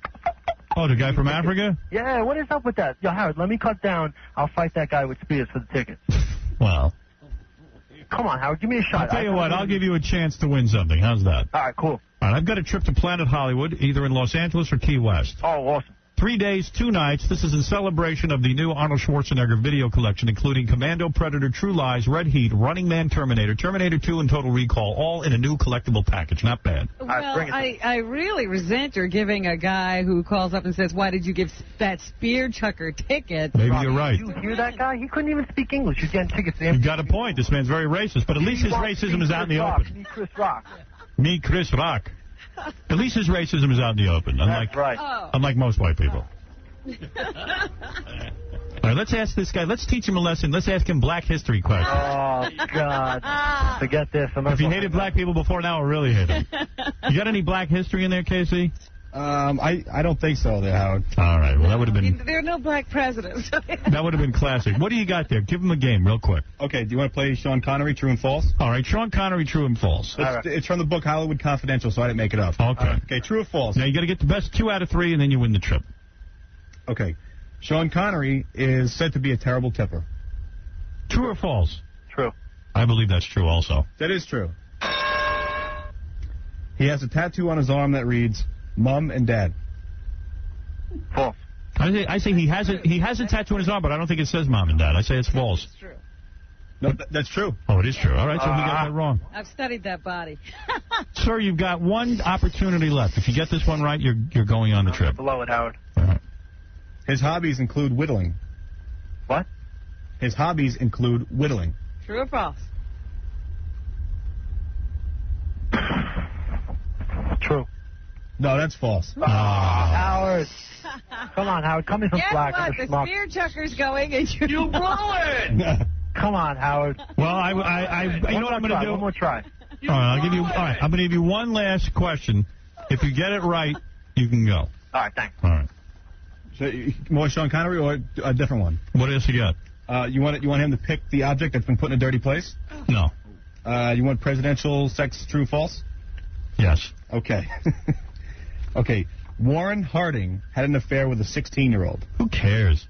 Even I don't care about that. You maybe I do. asked him for it. All right. Warren Harding was a president, I assume? Yes. All right. Warren Harding had an affair with a 16-year-old. True. It is true. Really? Woohoo! It's according How did to, that not get in the newspaper? It's according to Sex Lives of the It President. got into the newspaper, but did? back then, a 16-year-old was a woman. All right, sir, you're going. Thanks a lot, Howard. You've won a trip to Planet Hollywood. All right. Hold on. Yo, Howard, let me ask you something. Yeah. True false? John Kennedy lost his virginity to a Harlem prostitute. False. That's true. I don't believe it. Well, it's according to the book. How do they know? I read it in the book, Howard. So I didn't make it up. You can't blame me. All right, thank you. Somebody else made Yeah, you can't blame me. To disparage the president like that. You got some telephone? What do you got here? Sit with us. I always enjoy your commentary. All right, go ahead. Baba Boo Hi. Yes, Sean. Hey, Howard. Yeah. How you doing? You gave this guy tickets because he said spear chucker? No, not because he said spear chucker, but he called in for tickets. Ah, well, because I got a lot more words than he does. You know, like you got nigger, you got spook, you got jigaboo, you got, you got all kinds of chocolate, Oh, we're going to have to give you a bigger prize, I guess. Eggplant. All right, get out of here. Yeah, go ahead. What do you got for the telethon? Okay, this is the tribute to Henny Youngman with Shecky Green and some woman I've never heard of, and I couldn't even write her name because I don't know how to write She's it. the comedian of tomorrow, and she's like 40. Right. Yeah. A lot of old people. This is on tape 1? Yep. Last year on our show, we did a tribute to one of our most beloved comedians and pure entertainer, Henny Youngman. Henny was with us on the telethon for many years, and the son of a gun always got a standing ovation. We decided that one tribute did not do Henny's legacy justice. So I got a comedy legend and a comedy star of tomorrow to give me a hand. Please say hello to my dear friend Shecky Green and Sunda Kroonquist. What? Sunda Kroonquist. Yeah, maybe she is a star of the tomorrow. Jerry knows. What a better way for us to pay tribute to that great comedian than to do his jokes. Are you ready, guys? Are we ready? Okay. She got her good looks from her father. He's a plastic surgeon. The doctor gave a guy 6 months to live. The guy said he didn't have the money to pay the bill, so the doctor gave him another 6 months. This goes on for 5 minutes. You don't have all 5 minutes, do you? Yeah, I do. Stick with it as long as you can. I'm done. You are? Yeah. Go, at least you're the woman. I solved the parking problem. I bought a parked car. Man. That was so bad. Henny was great, wasn't he? This Yeah. does prove how great Henny was. Absolutely. I said, they are not funny doing his stuff. At one point, they give the woman some wife jokes. The fella asks the cop, can I park her? The cop says, no. The fella says, what about the other cars parked there? The cop says, they didn't ask. I don't even know what he's talking about. Never heard that one. Oh, here goes Jerry. Jerry's a master. Yeah. A guy on the street says to me, "Do you know where Central Park is?" I said, "No." He said, "Okay, I'll mug you here." Maybe Jerry could take us on the road now. He could do the tribute to Henny Youngman. Yes, as long as comedians start dying, Jerry might have an act. All right, I'm done with this. Okay. Do you want to hear Jerry goofing on Ed? With Yeah. The yeah. I love that. I love when Jerry and Ed ad-lib. My favorite. First, they don't know who to throw it to, so they keep throwing it to each other. Cool. I love when there's confusion. Good number. Go ahead, Ed. Well, I'm going to take it back here for a minute to send it back to Jan. All righty. We love that. I know. Here I am. Hi, sweetie. Hi, Jan. Hi. I know. It's like being in the... $35 for your skirt. Hi, Jan. Say hello to Jerry. Hi, Jerry. Jerry, say hello to Jan. Oh, hi, Jan. Hi, Jerry. You fool around? On national television? No, I was thinking about later. Oh, okay. Ed, you're all set. Ed's not kidding around either. Ed'll take you up on that. That'll do her. Hey now. Oh, they're brilliant together. And then Ed just has a little comment. Flag on that remark. What'd he say? Flag on that remark. Hey, that's wild. Oh. Flag on that remark. Big old Ed. What a treat. Getting in the sack with Ed. What's this? This is Jerry just thanking the people of America and saying we could only do this telethon in this country. Yeah, only Jerry can make a speech like this. Ladies and gentlemen, please let me make... Tell you one thing, the son of a bitch looks young. Who? Jerry. Well, how old is he? He's like almost 80. And the guy looks really good. He looks good. I mean, come on. What he didn't do, he never went to the orange hair. No. He let himself go gray. He stayed with that. And he didn't do a bunch of facelifts. No. So he looks much more natural than most I'd like of to the see old people in Hollywood. Yeah, I'd like to see Jerry with a facelift. But you know what's funny, Howard? I was telling you before, I think it's weird. Like, he's doing sight gags that he did when he was 20. Yeah. And now it just looks weird. And when he sticks the glass in his mouth and starts clapping like a seal, you know, it's odd looking. It's not fun. Yeah. It really is. It was like when Lucy was still falling over a chair. Right. You were afraid for her. It was depressing. It's clear to you. I was sitting here and I was going to say to Ed, what other country in the world could we do this? Where else in the world would they let Jerry Lewis on television at 80 years old? With the government, the very population of our country, broadcasting industry, where would they ever allow someone to come and plead for a cause? How bad is Ed missing Johnny? Oh. You know? Because Jerry Lewis tried to beat Johnny in the ratings. Remember years ago Jerry Lewis had a talk show? 11:30 at night. It was the Jerry Lewis talk show. It lasted like 6 months. And I guess Jerry has a hard-on to work with Ed. You know, be Johnny Carson or something. And when Ed was introducing him right at the very beginning, he gave him the Johnny Carson hit. Here's Jerry. Jerry Lewis.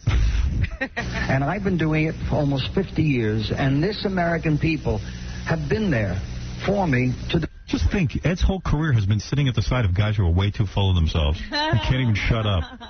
You know what I mean? What a career. He just sits there and they go on. Right. He must think life is so... You know, if you're Ed McMahon's brain, you're thinking life is so easy. He's having the same life as Gary the Retard. Yeah. He's always happy. Right. And nothing ever goes wrong. No. He's got money. He's got women. Yeah. Tune of $1,600 million. Billion with a B. Yes. Yes. And with a B. Yeah. Ed gets to just chime in. That's billion with a B. While other people are thinking of what to do, Ed gets to chime in. He just repeats. He reiterates. He just said billion with a B. Billion with a B. There, my brain just worked for the day. Your doctor. And I know that they are the same people that have been with me from day one. The baby boomers, the young people in the country that have grown up with healthy children, who have watched me since they were 10 or 11 years old. They've always been with me. My gratitude to the American public that has been with me, bringing me those numbers, is infinite. Right. 53 million, right? Yep. So another record. That's over. He made 50 million last year, so 51 the year before. I was watching some of the talent, Howard. You know, I was watching the final 6 hours. Yeah. You know what's odd? Mel made 51 million this morning. So this is at the peak of the telethon, right? This should be the top talent. Where is this, on tape one? No, I don't have it on tape. I was just telling you. We had Norm Crosby, Maureen McGovern, Tom Wopat and Annie Get Your Gun and Carrot Top. Right. Yeah. Oh, Carrot Top for the young people. And then locally, I thought it was really funny. On the local one, they had that poor sportscaster was hosting. Russ Salzberg. Yeah. And what's the guy who goes, stop that! Oh, Kevin Meaney. Kevin Meaney. Kevin Meaney. What's wrong with you? And, so you know how Latin music is really big? You pick up any paper or any magazine. Right. So they went and got a Latin band, but it didn't look like they really, screened them. They just got any band that was Latin. Anybody had found? It was like a merengue band, like every one you've ever heard. Yeah. There's way too much Latin music now. It's all over the place. Oh, did you see Charo? Was Charo on that tape? Charo was so Charo's now in fashion. Because she was singing Viva la Vida Loca. She was? Can you get tape of that? Do you have that on your tape? No, it's not on Robert's tape. Please get me Charo singing Viva la Vida Loca or whatever that is. Viva la Vida Loca. Holy mackerel. Oh, it was so funny. See, if I had what was she wearing? Like a little coochie dress? She had like a bustier, like a sequin bustier with strings hanging from it to cover the bottom. So the bottom was just strips of cloth. And she was running through the audience, with the hair all piled up, and she would grab guys and put their faces in her face. Well, do you remember the tape? I hope they tiled her cellulite. Howard, She's got to be how old is she? She's in her 50s. Oh, you're being kind. Sherry's mother. Come on. It was just really funny because I said, the kids are scared. There are little children out there who are fearing for their lives with that woman coming in the rain. She'll make you live a crazy life. Take away your pain. Like a bullet in your brain. Come on. Upside, inside out. Living La Vida Loca. Yeah, we got to get Charo's version of that. Do you remember the videotape of Charo when she was on the Howie Mandel show when she was outside? Yeah. And her skirt blew up and she wasn't wearing any underwear? Oh. Her skin's the color of mocha. All right, we got to take a break. We'll do the news for you when we get back. Howard Stern fan make a phony phone call to Prince Charles. I'm going to stop you there. I'm so sorry, because I can just squeeze in one more caller. In London. Hello. Hello. My name is Mr. Abui, Bob Abui. Am I through to Prince Charles? Yes. God bless you, Your Royal Highness. I'm indeed most honoured to be speaking to you on the telephone, and a very good afternoon to you as well, Jonathan. Good afternoon. Good afternoon, and welcome to Any Answers. Thank you, Bob Abui. Excuse me, I've got a hair stuck down my throat. I spent all night with Princess Diana. What do you mean? Sorry, it's a very bad line. The actual question I want to put to His Royal Highness is, Baba Booey, do you think, Baba Booey, you'll ever get to be King of England? Yes, absolutely. Right. Well, I believe very strongly that the House of Windsor and your throne will be challenged by an underendowed American gentleman very, very soon. That's my theory. When you say very soon, what do you mean? Well, I say very soon, and I speak with some authority. I am an Earl and an OBE. That makes me an earlobe. And speaking as the British ambassador to Howard Stern, I can announce that Mr. Stern will not only be governor of New York, he'll become the King of England next. What makes you say that? I mean, if you look... Well, Baba Booey makes me say it. Baba Booey, but Princess Diana screws the Elephant Man with the Queen Mother watching, and they do it with corn. River Taverner from just outside Aldershot, Hampshire. Hello, Jonathan and Your Royal Highness. I'd just like to say that I thought that last call was an absolute disgrace. And do calls like that upset you? No, that sort of question is very much... You can't avoid it with something of this unfortunate nature. People like that are a nuisance. My question is, why don't you stick your head up a dead bear's you big-eared kid? Let's go to Liverpool and Rita Bowen next. Big-eared douchebag says what? Yes, absolutely. You're listening to The Howard Stern Show. What? You're listening to the only best-selling author whose book has not been on Oprah Winfrey's Book of the Month Club, Howard Stern. Okay. Yeah, my book was not on the Oprah Book Club. I don't know why. I thought it was a good book.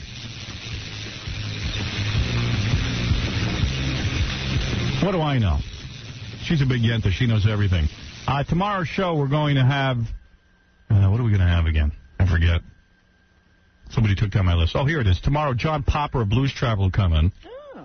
He's got a lot of stuff to talk about. I think he just had some, heart operation or something. Or did he have stomach stapling?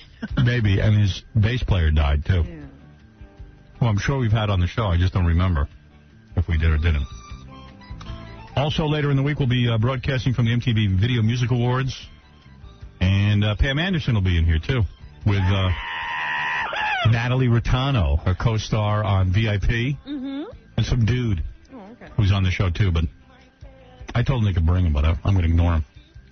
You could talk to him. Okay. If you dig hot guys. I don't like hot guys. I get very hostile. Robin, so what's in the news? Oh, lots of things. Well, by all means. Well, first of all, we were talking about the Jerry Lewis telethon. He raised over $53 million in the 21 hours of the telethon this holiday weekend. And that is another record for Jerry. Over the 34 years he's been running the telethon, he's collected over $1 billion. You know what I can't figure out with the telethon? They always have people on. They come to present the check to Jerry. I always feel bad for the guys who go to present the check to Jerry, and Jerry's not there. And it's like one day a year is to talk to Jerry. Yeah, I saw a guy give a check to $1 million check to Norm Crosby. That's not quite the same. Kind of a bummer. But some of these guys come and they go, Jerry, we raised over $33,000 at our super dance. Yeah. And I said, what the hell is a super dance? And why don't I have one? They have been holding these super dance. I've been hearing that term for the longest time. What is it? And I have no idea what a super dance is. Is a super dance where you, stay up? Whoever could stay on the floor longest? I don't know. Like a marathon? Yeah, and how do you raise $33,000 doing it? I haven't. These are all good questions. I hear super dance. I stay home. It's like, where did these kids come from? Super dance. They're still doing that. It was also kind of funny, too, because, 7-Eleven is a big sponsor of the Muscular Dystrophy Telethon. They always raise money, and they always give them, $1 million checks every half hour. Yeah. So they had the guy come, they always have some guy from 7-Eleven come on, and this guy was, the head of the franchises. He was an Indian guy. Yeah, he was Indian. Thank you, Jerry. I would have thought that was a goof, wouldn't you? Yeah. That was really funny. Oh, thank you. Because the joke is, that every 7-Eleven has an Indian guy in it. This is what the children take in at work. Yes, I am the 7-Eleven representative. Where the hell is Jerry? I'm looking at his fat load head. At 7-Eleven, people come in, they buy a donut or they buy a Slim Jim. Beef jerky. Beef jerky. How do they raise millions? Well, they have their little cup out there all the time. Pickled egg. We have these little people drop their change in there. You still have pickled egg at 7-Eleven? I don't think so. We have these little Those are the same pickled eggs. Super dance. Yeah. But anyway, Jerry, of course, had to take a little time from the telethon this year because he did get a little double vision, little headache from the fact that he's still recuperating from the viral encephalitis or whatever he had. I would have done it. They did have substitutes for him. Here's a little bit of Jerry. They wanted to bring me in as a young comedian. From the telethon. Said it was too young. Where do you got Jerry? What number? Let me see. Give me a number. Oh, yeah. Hi, lady. I got it. I found it. You found it before I did. Number 14. That's right. Very, very quick. Here we go. Jerry Lewis at the telethon. It's a marvelous thing to see the love out there. And that it shows up like that. It's wonderful. Because it makes everybody feel so good. Except me. Oh, dear. That's our Jerry. He was crying. Yeah, he got touched. He was touched. He's touched. So he and Ed were hugging at the end of the telethon because he broke the record. He always likes to get at least $1 more than the year before. Wouldn't you pay big money? I would donate big money if, they start hugging and then Jerry just flips Ed over on a chair and does him right there. Right on the telethon. They fall down in a wild embrace. And Ed's like, easy, I'm going to rip. I would give $3 million. Yeah, the Indian guy from 7-Eleven, Jerry and Ed in a threesome. Group hug. Right. But they collect so much money. All those $1 million corporate checks, that doesn't go into that $53 million total. What do you mean? What? The $53 million is just from people calling in. I don't believe that's right. That goes on the tote. No, because I have always questioned that, and they make that clear. As these checks are coming in, they say, these checks do not go in there. My God. Are you serious? That's what I thought I heard them saying. That is so wrong. That is so wrong. They do not go into the $53 million. No. Yes. Really? Yes, that's just people calling in. I want you to do an investigative report. All right. No. Yeah, Mark, what is it? Yeah, hey, I just wanted to thank you for putting in the extra time and the hard work for the Saturday night show, man. It's honest, I love it. Thank you. Yeah, we had a brand new television show Saturday night. I thought it was a great one. And hope people got to see it. They all are. They all are. Thank you. And we have another new one coming up, I think, this weekend. Okay. And I'll tell you what's going to be on that. I'm going to go through it today. And I want to congratulate our crew for our syndicated show, Scott Einziger and all those guys. All right. Thank you. And now I'd like to present a gentleman from 7-Eleven who wants to donate. I want to give $50 million to have Jackie walk off the show again. What else is in the news, Rob? Yesterday, it was also Labor Day yesterday. That it wasn't just Jerry Lewis Telethon Day. And as is usual here in New York, we had some kind of an ethnic parade. Yeah. This time it was the West Indian Festival. And two 11-year-olds dancing in glittering costumes were struck and killed yesterday afternoon by a van trailing them in Brooklyn's West Indian American Day Carnival Parade. Well, of course. Tragedy into one of the city's most festive events. I have always said that all of these parades in the city should be done away with. They're dangerous. We had one year, the Macy's Day Parade, some of the balloon floats. Came down and almost killed a woman. Was it an underdog?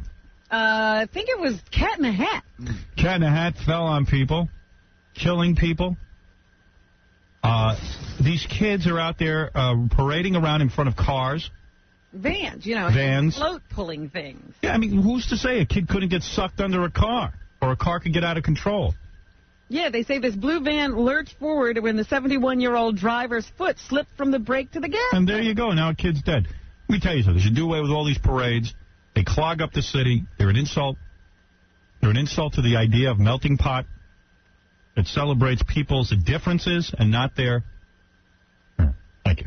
The vehicle pinned several other dancers to a tractor-trailer in front of it, injuring 4 people, including 2 girls. And I understand hours later, another teenager was killed when his foot got caught under a truck carrying a band of parade participants. I watch these parades on TV. Some of them they put on TV. This one they didn't even put on TV, I don't think.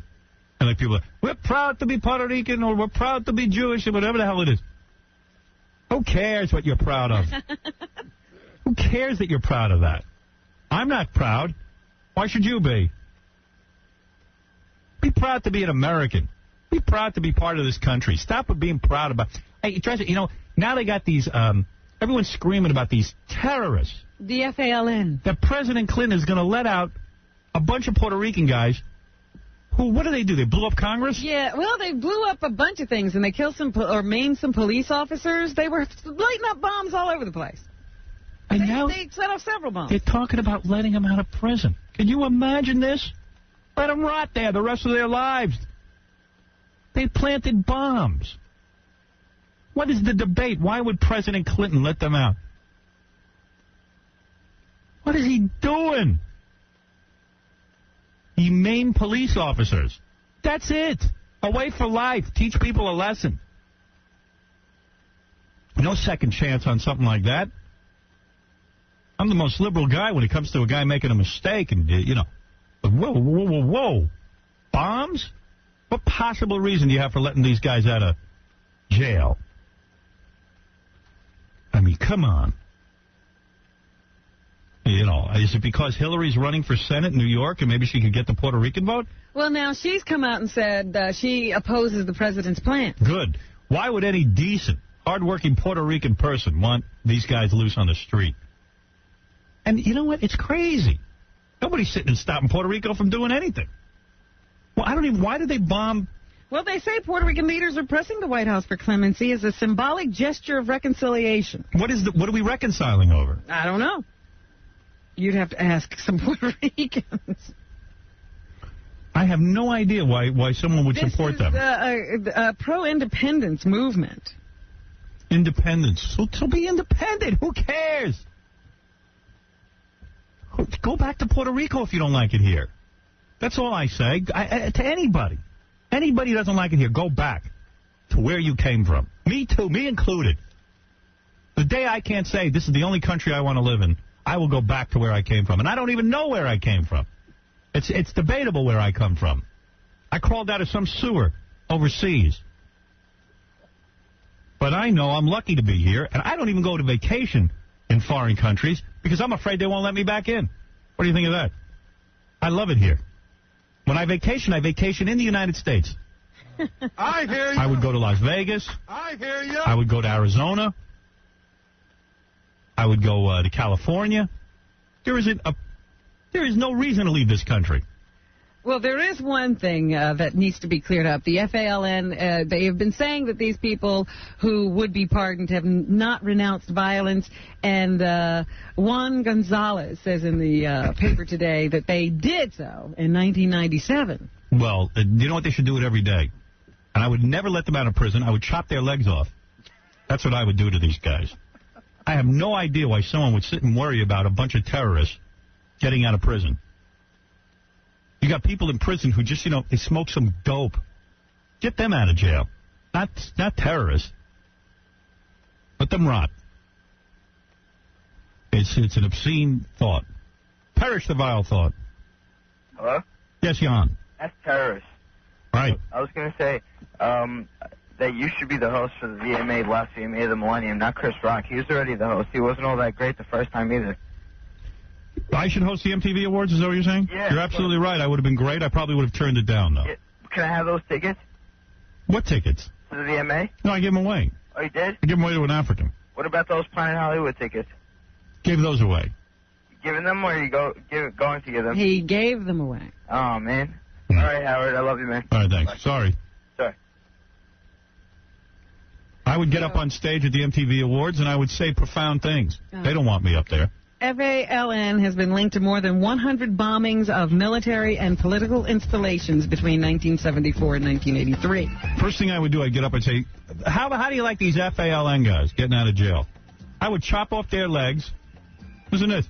I would chop off their legs and beat them with their stumps. That's the first joke of the night. The 16 offered clemency, never were tied to the bombings, but were convicted of lesser crimes and sentenced to up to 50 years. On Saturday, Hillary Rodham Clinton, the First Lady and likely Senate candidate, said the offer should be rescinded because the group has not renounced violence. Then, when I came out on the MTV Awards, I would sing La Vida Loca with Charo. I would do a duet. People would go berserk. Could you imagine that? Fully choreographed. Tell me you wouldn't want to see that. I'm into superstition. Candy bars. Candy Whatever, I don't know. Black cats and voodoo dolls. I should know the words to this. All right. You've heard it enough. New York City health officials are spraying stagnant pools of water in hopes of killing disease-carrying mosquitoes. 2 people have died in Queens following an outbreak of St. Louis encephalitis. I can't take it anymore. What? This mosquito thing. One of the great things about living in New York was that you didn't have any real disasters. No earthquakes, no hurricanes anymore. Plagues, yeah. But I believe, due to the fact that we now have global warming, let me tell you something, this is the hottest summer we've had in New York and the hottest winter. We almost have like California-like weather in the winter now. Well, it's not that bad. Let me tell you, we were in the 50s most of the winter. I like that. I love it too, but what's happening now is mosquitoes that normally never could live in this environment are making their way to New York and killing people. The confirmed number of cases is up to 37. New York City Health Department spokeswoman Dr. Marcel Layton had this to say about it. Number 12. Wish I was a doctor. Dr. Jackie. Hello, everyone. Do you like the mosquitoes? I don't. Put your pants down. Yeah. I got bit a couple of times by mosquitoes. I was sure I was dying. The symptoms that we're most concerned about, the actual encephalitis, are fever, headache, confusion, and then neurologic abnormalities like muscle weakness or seizures or tremors. Sounds like Stuttering John on any day. Yeah, I was going to say, a lot of us have these symptoms around here. Mm-hmm. I have them all. Hey, Biff, what is it? Hey, you round-eyed bastard! What? You picking on you? Go hop in your dinghy and go back where you came from, Mr. Israel, Italy, Mr. Pencil of those. All right, thank you. That's what you're going to be about. You're not funny. And health officials in the state think it was contamination from cattle waste that caused a deadly E. coli outbreak at the Washington County Fair. I believe it. Here's Wayne Aldrich, who lost his 3-year-old daughter to the disease, number 13. You're kidding me. No. That's horrible. Lori and I would go in there and cheer her on, telling her to fight and never give up. Life is fragile. Within the course of 10 minutes, she lost all response. She lost what? All response. All response. See? 2 seconds, your life could be over. Little Rachel drank a cup of water that was apparently contaminated. 41 people are still hospitalized because of this E. coli outbreak. Aldrich says he was proud of his little girl. So. Jose, you're on the air. Howard. Yes, hi. Are you kidding me? All the Americans are taking over all the businesses in Puerto Rico. The Puerto Rican people have no jobs. So what? So what? So there's jobs. But everything that opens up, any McDonald's, Burger King, or any big corporations in Puerto Rico are being owned by running by... So what? So what? What's the difference? What do you think goes on in this country? Anybody who wants to can own anything as long as you're into hard work. Most people who don't own things don't work hard, by the way. I got news for you. And I don't care what you tell me. It's the truth. You could get something going if you want to bust your balls. So you bomb things? Is that what you're saying? So it's okay to bomb? That's the FLAM was something different. What was it? What are you calling about? That's all we were talking about. We're not making fun of anybody. We're just saying the FALN should not be allowed out of jail. He hung up. Well, he must have made sense. I guess so. Yes. What else is in the news, Rob? The announcement has been made. Viacom, the parent company of Paramount Pictures and MTV, plans to buy CBS for $34 billion in stock. The merger is described as the largest media deal ever. So Viacom isn't buying CBS. CBS and Viacom are merging. Yes. Right. The new Viacom would have a total stock value or market capitalization of about $80 billion. All I know is CBS stock just went to 50.5. Oh, cool. Yeah. The company will continue to be led by Sumner Redstone, who will remain chairman and CEO of Viacom. CBS's Mel Karmazin will be president and chief operating officer. A news conference is scheduled for later today. Ooh. And an announcement of the deal comes just a month after the Federal Communications Commission relaxed television station ownership rules. Viacom owns a television station group and a 50% stake in the UPN network. Well, soon Farid will be farting through silk. That's all I can tell you. He already was. Oh. The future of UPN is unclear because government rules prevent one company from owning more than one over-the-air network.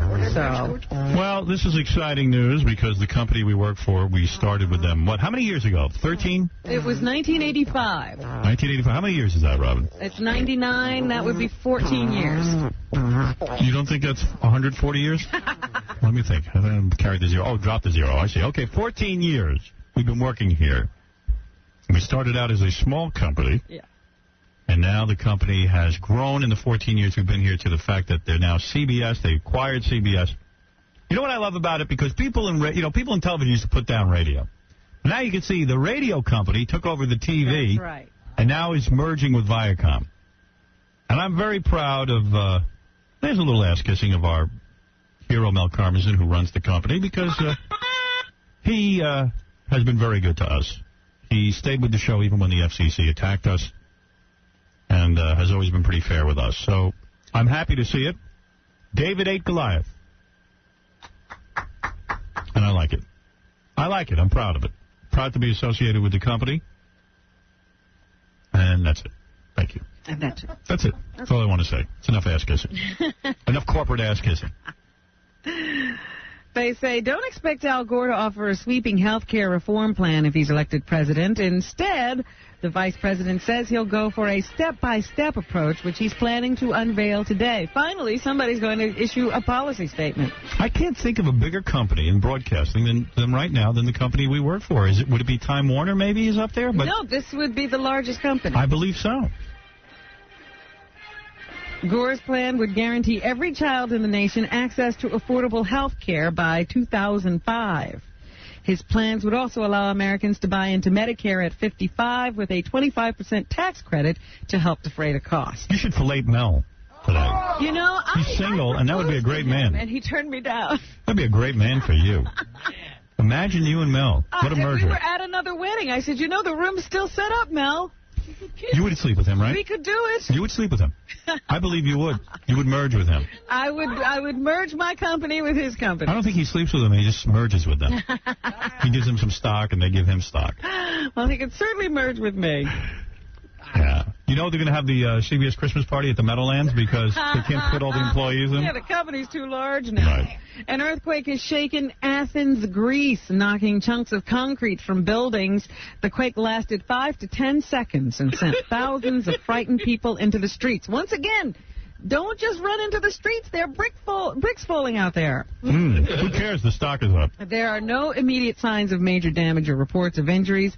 It's been not quite a month since a major earthquake struck neighboring Turkey, killing tens of thousands. Hey, Robin, you know this buying Viacom is very expensive. We now have to pay for it. Oh, dear. So let me just make some money right here. Howard Stern. Howard Stern. You are listening. Howard Stern's outrageous antics always shock America. You're listening to The Howard Stern Show. Howard sure paints quite a picture. The Howard Stern Show. This is The Howard Stern Show.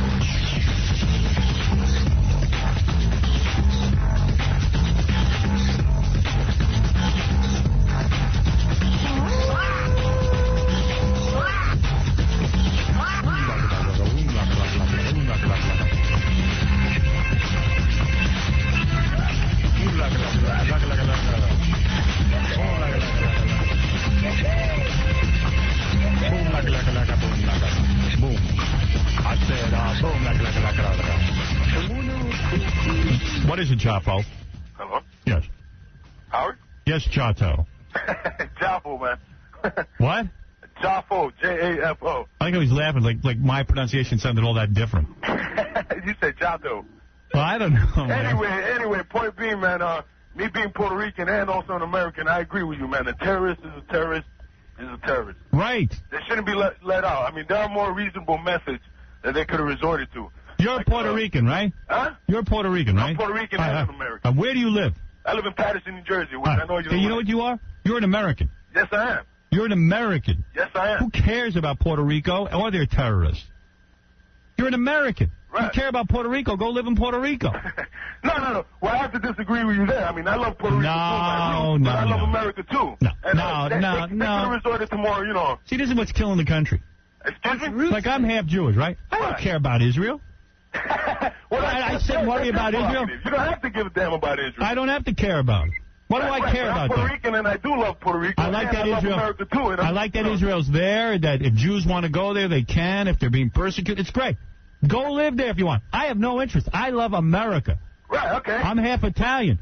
Do I go to Italy? I would never set foot in Italy. You can't mail a letter in Italy. And then my relatives, my Italian relatives sit there, they go, oh, the old country. I go, would you go live there in the old country, you old bastard?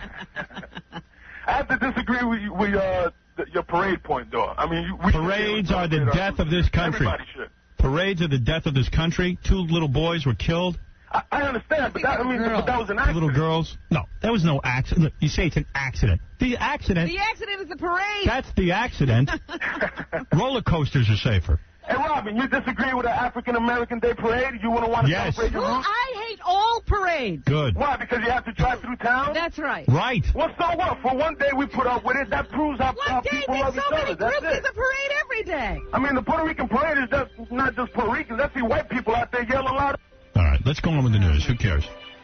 Muammar Gaddafi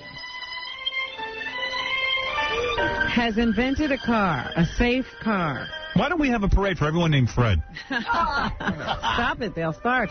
Libyan officials say the longtime ruler has created a car they call the Rocket. Are you listening to me? Muammar Gaddafi has now invented something. What was it? A rocket? A safe car called the Rocket. They say the car has airbags that deploy all around the interior, a collapsible bumper that creates a greater crumple zone, and a system of self-activating anti-roll rocker panels. I don't care about that. The Libyans say the car has so many high-tech innovations that the driver will feel like James Bond. I wish I could touch your airbags. Oh, please. Do you believe for a second that Muammar Gaddafi can create a car? No. The announcement of the new car comes as Gaddafi is trying to alter his image from a terrorist to a car man. To a inventor. Peacemaker. Right. He is crazy. Car. He's been sitting there making drawings, I bet. Scientists have found the latest clue to the origins of man in a Manhattan curiosity shop. Yeah, they ran into Gary, our producer. The New York Times reports a fossil skull found in a shop may date back 1 million years. Baba Booey. The skull could yield information that's central to the understanding of where and how modern humans, or Homo sapiens, evolved. 1 million years? That's older than Jackie. The Times says the skull was delivered in March to the shop, which specializes in bones and other natural history curiosities. It's a dark gray skull, probably a Homo erectus, and it originated in Indonesia.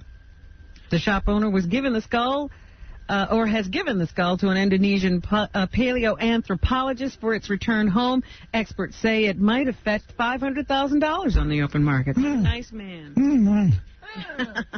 A Russian man who arrived in the United States just last month has died in a skydiving mishap in the Hudson Valley. Why would he do that? He was, just so happy to be free, I guess. State police say the 29-year-old Brooklyn man died Sunday morning at the Ranch Skydiving Center in southern Ulster County. I would never skydive. You got to be insane to do that. His parachute deployed, but he missed his drop zone. Of course. When he tried to land in another area, he hit the ground too hard and died on impact. They let these people go up to... It's insane. He was believed to have made hundreds of jumps before Sunday's fatal outing. His death is the third skydiving fatality in the region in the past 4 months, and the second at the Ranch Skydiving Center. In mid-May, a 27-year-old Queens man died at the facility during a jump. 2 weeks later, a 34-year-old New Jersey man died in another parachuting mishap while skydiving with a group in neighboring Orange County. These guys would have been better off at a parade. Let me tell you something. And the people will say, they say, someone else died there. I don't hold the place responsible. People are nuts. If you are jumping out of a plane, guess what? You might die. Right. It's highly likely. In Egypt, Egyptian President Hosni Mubarak has escaped another assassination attempt. This time he was grazed by the bullet. The assassin was killed. The afternoon attack came as hundreds of people were chanting his name and carrying his photograph. Where was this? In Egypt. Tell you what, again, that was another parade, right? Well, yeah, there were people singing and chanting. And they say that there's been a major crackdown there against these Islamic fundamentalists. And this guy was probably one of them. So there's a lot of animosity between the fundamentalists and the Egyptian government. There's roller coasters, parades, and skydiving. You know what I do? I watch television. That's my sport. That's what I do. And you see me? I'm happy. Got all your limbs, you're fine. Yeah, because I watch TV. I won't even go fishing. What do you think of that?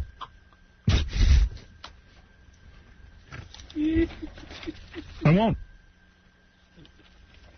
You want to ask the veterinarian a question at pets.com? Okay, sure. I mean, what is it called again? Pet store? Petstore.com. What do you want to ask him? I don't know. You said you had a ton of questions. I don't have any right now. Oh. How long does it take to make a horse into glue? That's disgusting. I don't think he's... Oh, you see, they email you right back. That's cool. I put my email and I ask a question, and then Dr. Charlie Berger answers it. That's a good service. I'm going to ask him if dogs do anal. Oh. I've always wanted to know that. Yeah, I'll ask him. Jackie, what's your email? Let me... Yeah, you don't want to do it as yourself. My name is Jackie. What's your email address? Jackie? Yeah. At JackieJokeman.com.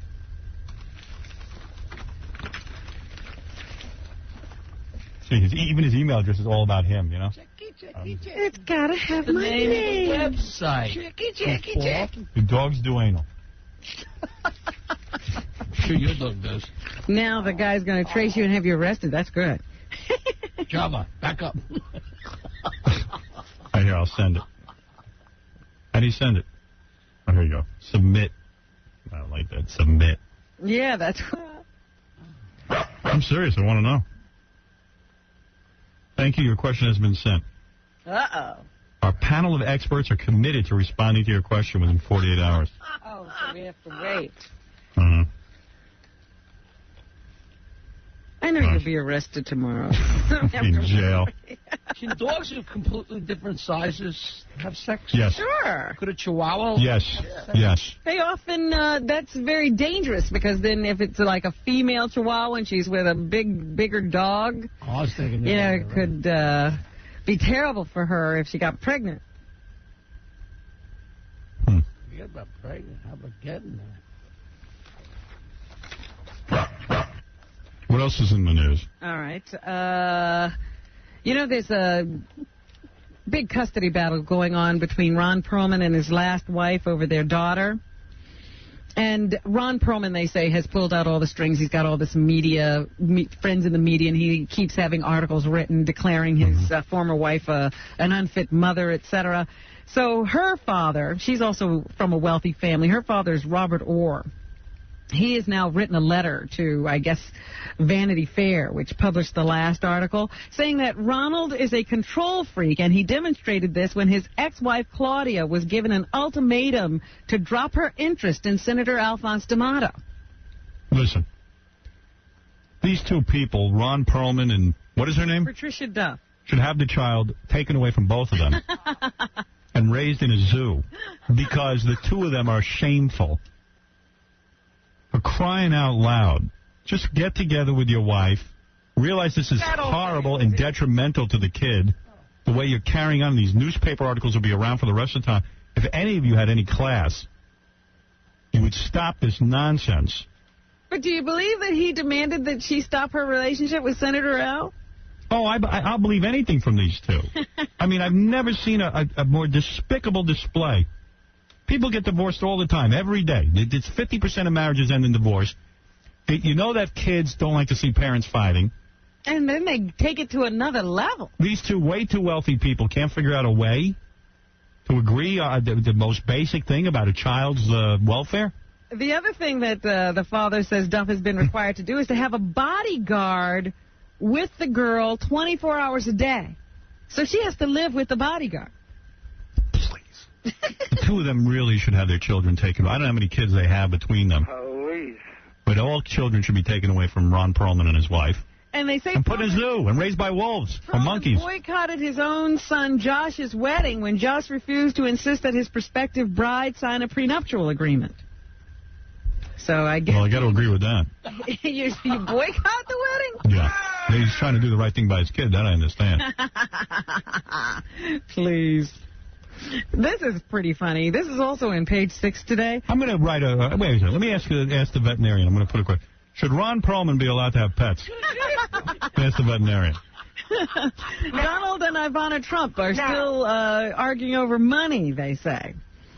When Donald's father died, Ivana was in Europe with the kids, I guess, and she flew the kids back to New York for their grandfather's funeral. Right. Then she sent a bill to Donald for the airfare. That is despicable. That is despicable and disgusting. Can you believe that? When a man gives a woman over $25 million, where she can live the rest of her life on the interest. Worry-free. She can certainly, when she has the child in her custody, pay for a plane ticket. She makes me sick. I wish Donald would marry Mel.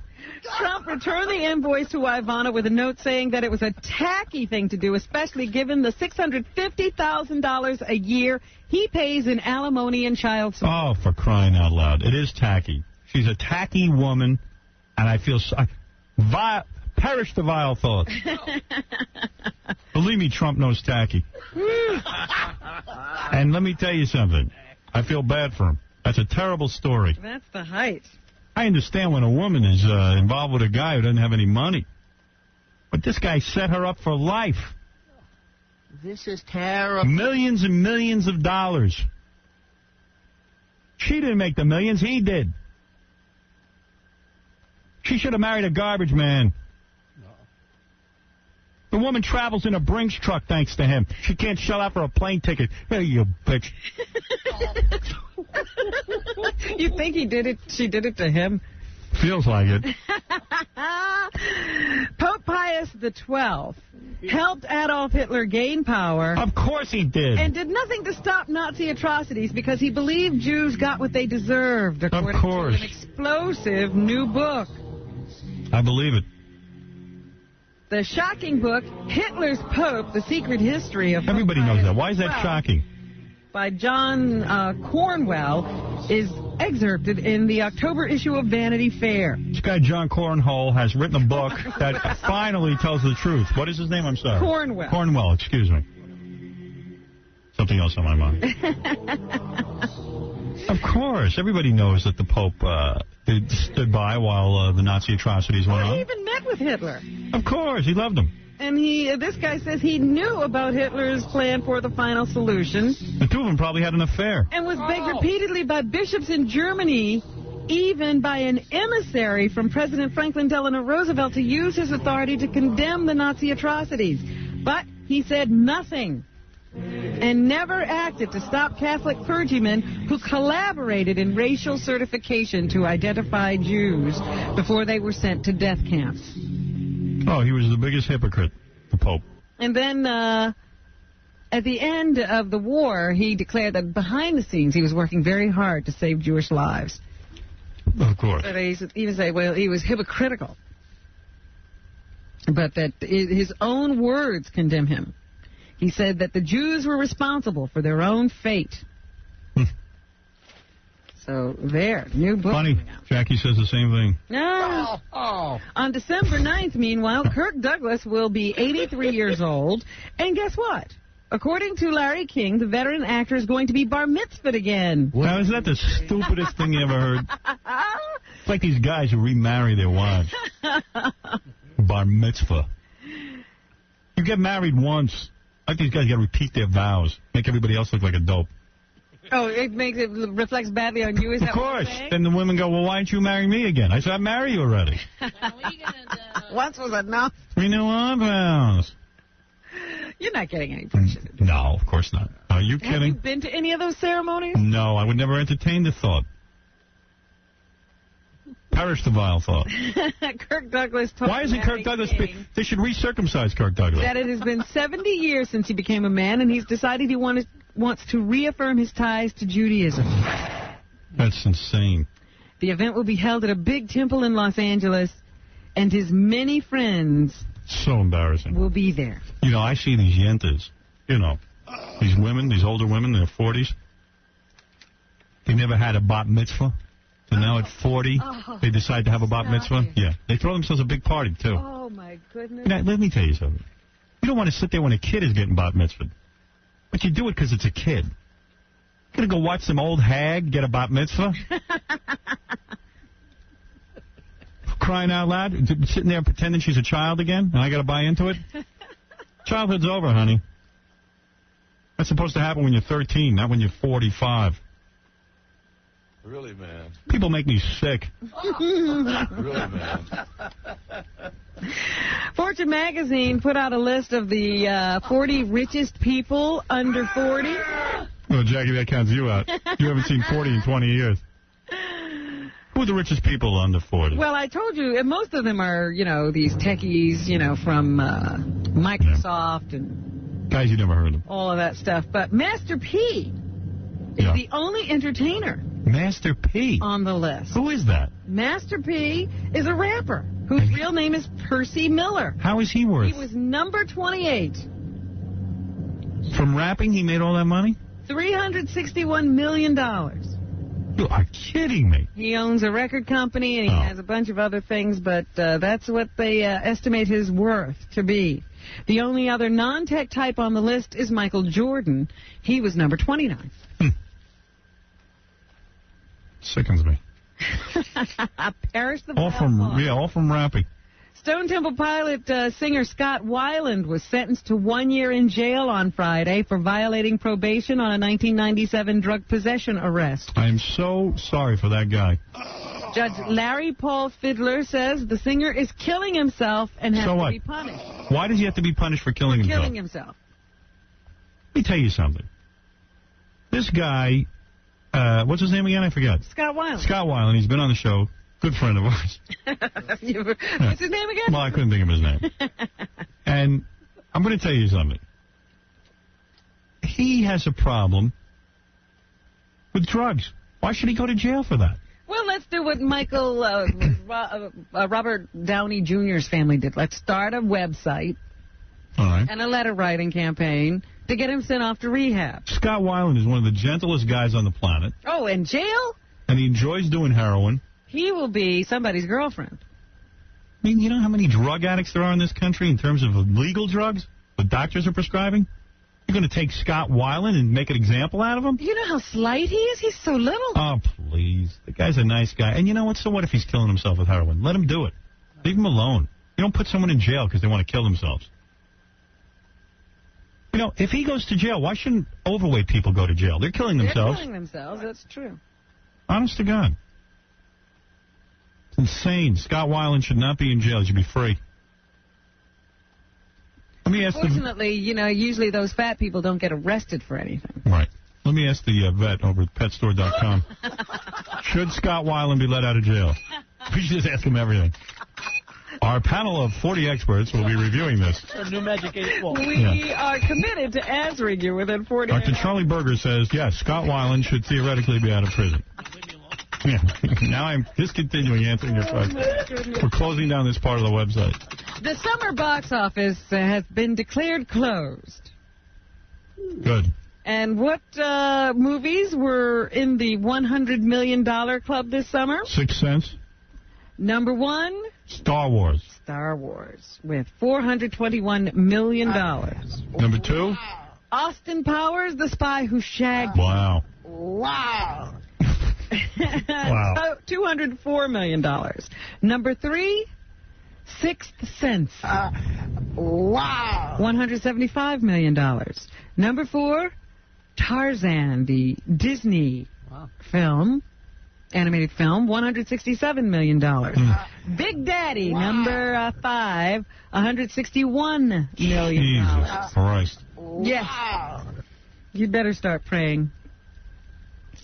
Runaway Bride was number 6 with $135 million. The Blair Witch Project, $133 million. Notting Hill, another Julia Roberts film, $115 million. Number 9, The Wild Wild West, $111 million. And we're here doing this. And The General's Daughter, the John Travolta film, made $101 million. We should be making $101 million. I know. Show's better than any of those dopey movies. And The Sixth Sense held the number 1 position at the box office again this weekend, making $28 million. Yes, Pete? Pete? No, Pete. Pete, Bo Beat? People are amazed at the staying power of that movie. Right. All right. They said it's become like Titanic. What movie? Sixth Sense? Yeah. Yeah. People are fascinated. Winona Ryder has now said that back in 1990, when she was 19, she checked herself into a psychiatric ward. Well, I really thought I was losing my mind. I've always been an insomniac, and I was really, really overworked and overtired and not sleeping. I was convinced that I was having a nervous breakdown. You know, a lot of people are sleep deprived. They don't know it. Most people. I saw a report on the news. I said this to my wife, because the kids are starting school. Mm-hmm. And I said, you know, when the kids are all cranky and angry and everything, it's because they're sleep deprived. I was saying, if the kids got to get up at 6 o'clock in the morning for school, they're saying now you got to start your kids a week or two before school starts getting their schedule. Yes. But they don't want to hear that. Yeah, they don't want to hear it. My wife don't want to hear it. I said, listen. She knows she can't make them do that. But you can make them do that. I told her that. I'm telling you. Not and be friendly, Mom. Right. She wants to be a pal. I said, just throw them in bed and tell them they're never going to go out again on the weekends if they don't go to bed. Everybody thinks I'm a hard ass. But if the kids go to bed, if they fall asleep at 10 o'clock, yes, you got to start beginning to get ready for bed at 9 o'clock. This is what I'm saying. So 10, 11, 12, 1, 2, 3, 4, 5, 6. That's 8 hours of sleep. They say most kids need between 8 to 11 hours of sleep. Ooh. They'd be sleeping their lives. Yeah, but you know what I'm saying. My kids are in bed at 11:30. It's not enough sleep. I told them that. And everyone thinks I'm being a dick. Yes, you are. Well, forget it. I don't care then. Do whatever you want. Believe me, I was sleepy and dopey through school. I don't care what they do. And they're doing fine. Right. So leave My it alone. kids love to sleep late. Love to stay up late. I say, what really is it, though? I said, why do you need to stay up late? Why don't you enjoy the day? No, we want to be up late. And I go, well, what happens? At night. Nothing. Nothing happens. They're on the phone. I said, you can do that all day.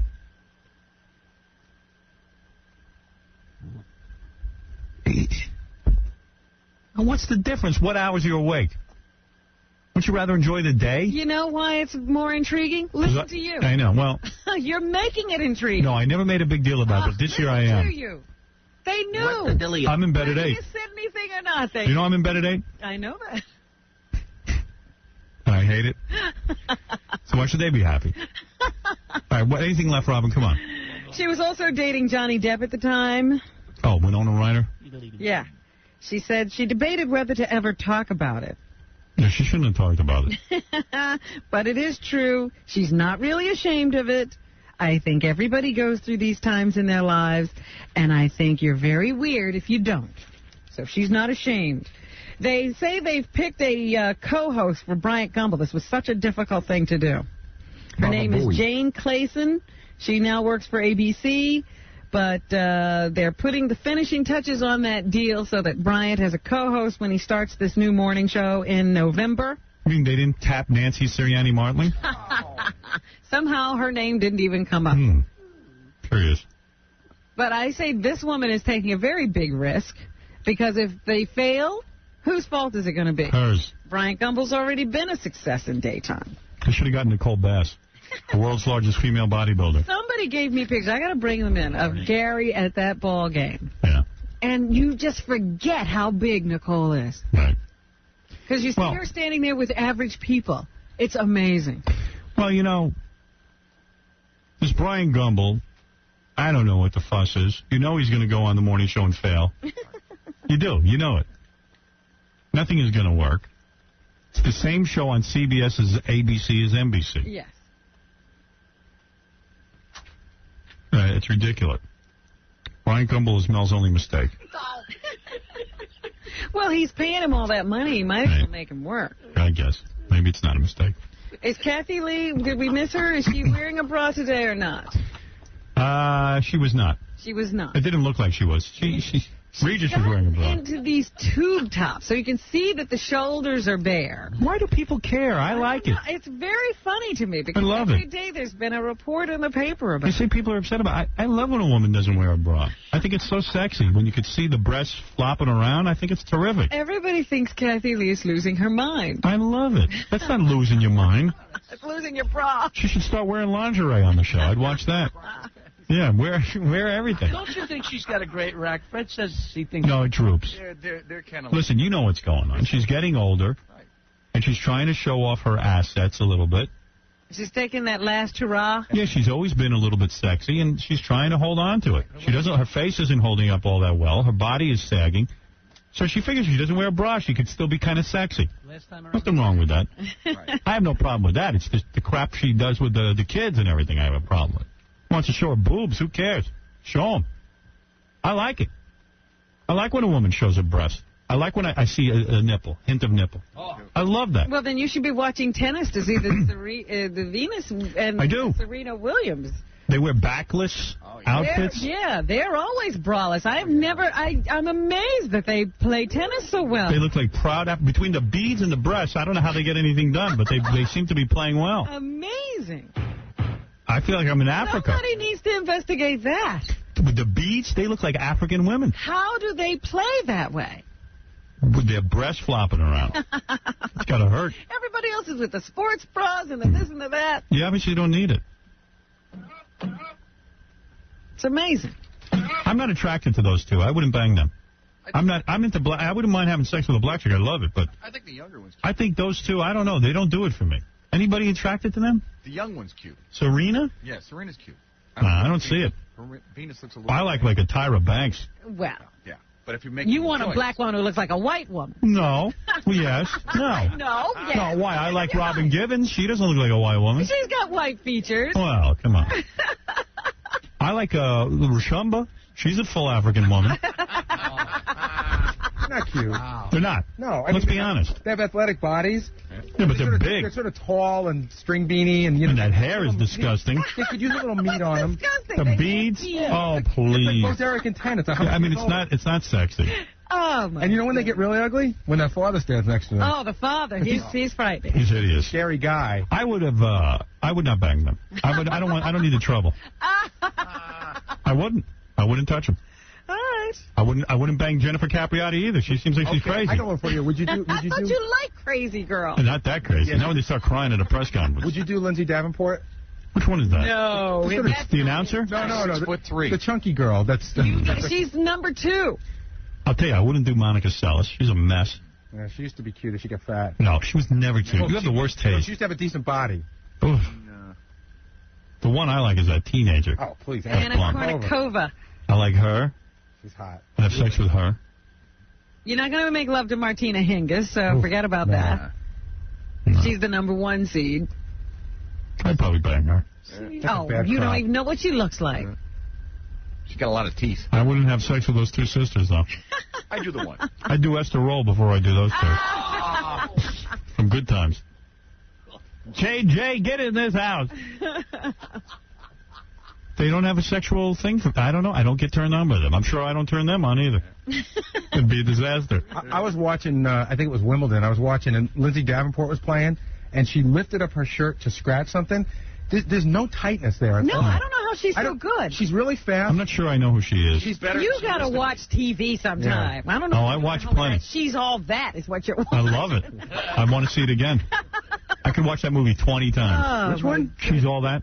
Freddie Prinze Jr. Oh. Fabulous. I love it. You know he's going to go home and watch it again. I will watch it. Yes. It's going to be my night. And Anything Andre left? Agassi will have his shirt off. Right. 5 men dressed as repairmen entered Dionne Warwick's home, tied up her brother and housekeeper, and stole thousands of dollars worth of goods. Why didn't her psychic tell her that was going to happen? According to the police, the singer, who owns a house in Rio's upscale district, was reportedly on tour at the time in Asia. According to the local press, about $53,000 in cash and goods were stolen during the robbery on Thursday. The thieves left behind a gold record, apparently because they were unable to pry it from the wall. Nice. Police inspector said Monday that he's waiting to hear from the singer's brother, Henry Clifford, before he'll confirm what has been stolen. Clifford and the housekeeper were not harmed. Patricia Arquette is in a new movie that I'm anxious to see. It opens this Friday. It's called Stigmata. Yeah. Here is Patricia to tell us what her reaction was to this scary story.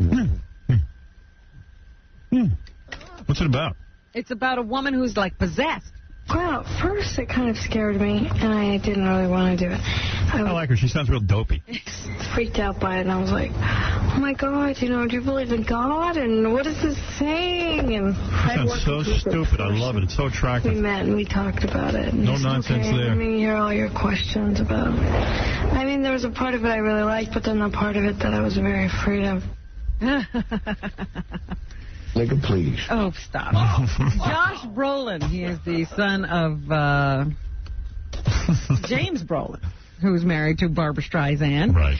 Can he share with us how he's designed his career differently from his father's? I started in TV like he did. And now I'm going to marry Barbra Streisand. And I kind of... Does he call that woman mommy? Stayed away from that after a while. I found it extremely redundant and boring. Yeah, but my father's real dumb, so he could handle it. My father didn't. Right. So I made the decision at one point to say, look, I'm willing to give up my career totally, if to not do TV, and hope. That's because his father's rich and he can afford to give up his career. I can make it in film. Oh, please. So that's how he differentiated himself. So Josh is now in a film called Best Laid Plans. It opens in selected cities this Friday. Good for him. There's something called Later Today, which premieres today on NBC. A very lovely young lady on that show named Florence Henderson. Yes. Very young. Florence Henderson is one of the hosts. Very youthful. Asha Blake and Jody Applegate. Here is Jody to tell us what will Later Today have in common with today. It will have a lot in common with the Today Show in that it will be topical. It'll be the same show. And spontaneous and live, and we'll be talking about the Today Show is spontaneous? Whoa. Whatever people are talking about on a given day, whether that's a serious news story. It's called The View. Or a new movie or a new book or whatever the water cooler buzz is, we're going to reflect that. It will. TV's really growing, isn't it? Taking risks. Not be like the Today Show in that there will not be a newsreader a la Ann Curry. There will not be a weather person a la Al Roker. Allah Akbar. And there will be a live studio audience. And now she tells us that it isn't like The View. We'll do some similar things, sure. There'll be three gals talking, but we're going to use our audience a lot more than they use their audience. We're going to go out and do a lot of tape pieces. We're going to cover the news of the day. We're not free to be quite as wild or you know. Yeah, that's a good commercial. Off the wall, which is one of the fun things about that show. But that's not really our mission. We don't want to have fun. We're going to have fun, but we have to. We're going to have fun a different way. Where that line is. Go braless. Shut up, shut up, shut up. Shut up. Good. Good advertisement. Shut up. So The View, Later Today will now be seen on NBC. And activist Sybil Shepherd may soon join the race to become the President of the United States. It was revealed yesterday in Los Angeles. President Sybil Shepherd? She's seriously considering it, declared her pal Gloria Allred. She would make a great candidate not just on women's issues, but for all of America. Who cares? This is not a media stunt, someone close to the star said. Shepherd may publicly announce her political intentions this month. Fred wants to vote for her. The Matt Drudge Report. And there was a Farm Aid concert this past weekend. John Cougar Mellencamp, who's been at all of them. Actually, he's John Mellencamp now. If I had sheep, I wouldn't let her be my shepherd, let alone the president. John Mellencamp has been a participant in Farm Aid for some time. Did you hear they raised $7? How has the loss of the family farm changed the country, John? I don't know. Corn was better when, individuals raised it. Who knows the difference? When you take a small town and you put these people out of business, well, of course, the town itself eventually shrivels up and dries up, and so therefore you lose the. Why don't they just go into the music industry? Sense of country and community. I don't care. And why is he says that Farm Aid is fighting large corporations? Really, what Farm Aid is fighting is what we're all fighting is corporate America. No, we're not. Well, I'm not against corporate America. I like corporate America because we all work for corporations. Why are all these rock stars in politics? They don't have a clue. Hey, man, we're against corporate America. Well, excuse me. I work for a corporation. All his records are on corporate labels. All the people who worked hard to make John Cougar Mellencamp a star work for corporations. Did you know that? I like these guys. Well, we want the family farm. No, you don't. We've got an overpopulated country. How do you suppose the family farm is going to get food out to people? With what? With a hatchet? They're going to chop down trees? You freak. Could you imagine? Corporate farming is fantastic. The food, the selection in this country is unbelievable. You ever go to a market? Amazing. It is amazing. The fruits. Well, it's not all grown here. No, it's not. I'm glad it's not. I'm glad we farm what we can farm and we do it well. The guy's upset because 2 people are out of work. What about the thousands that are put to work by corporate farming? I don't know what these guys are carrying on. I think they're smoking too much pot. You know what? You're working too hard over there. Let's lighten it up a little bit. All right. Here's one of your new favorites, Christina Aguilera. Oh. She has a single called Genie in a Bottle and remains at the top of the charts. And she understands if people have trouble saying her name. Christina Aguilera? Something like that.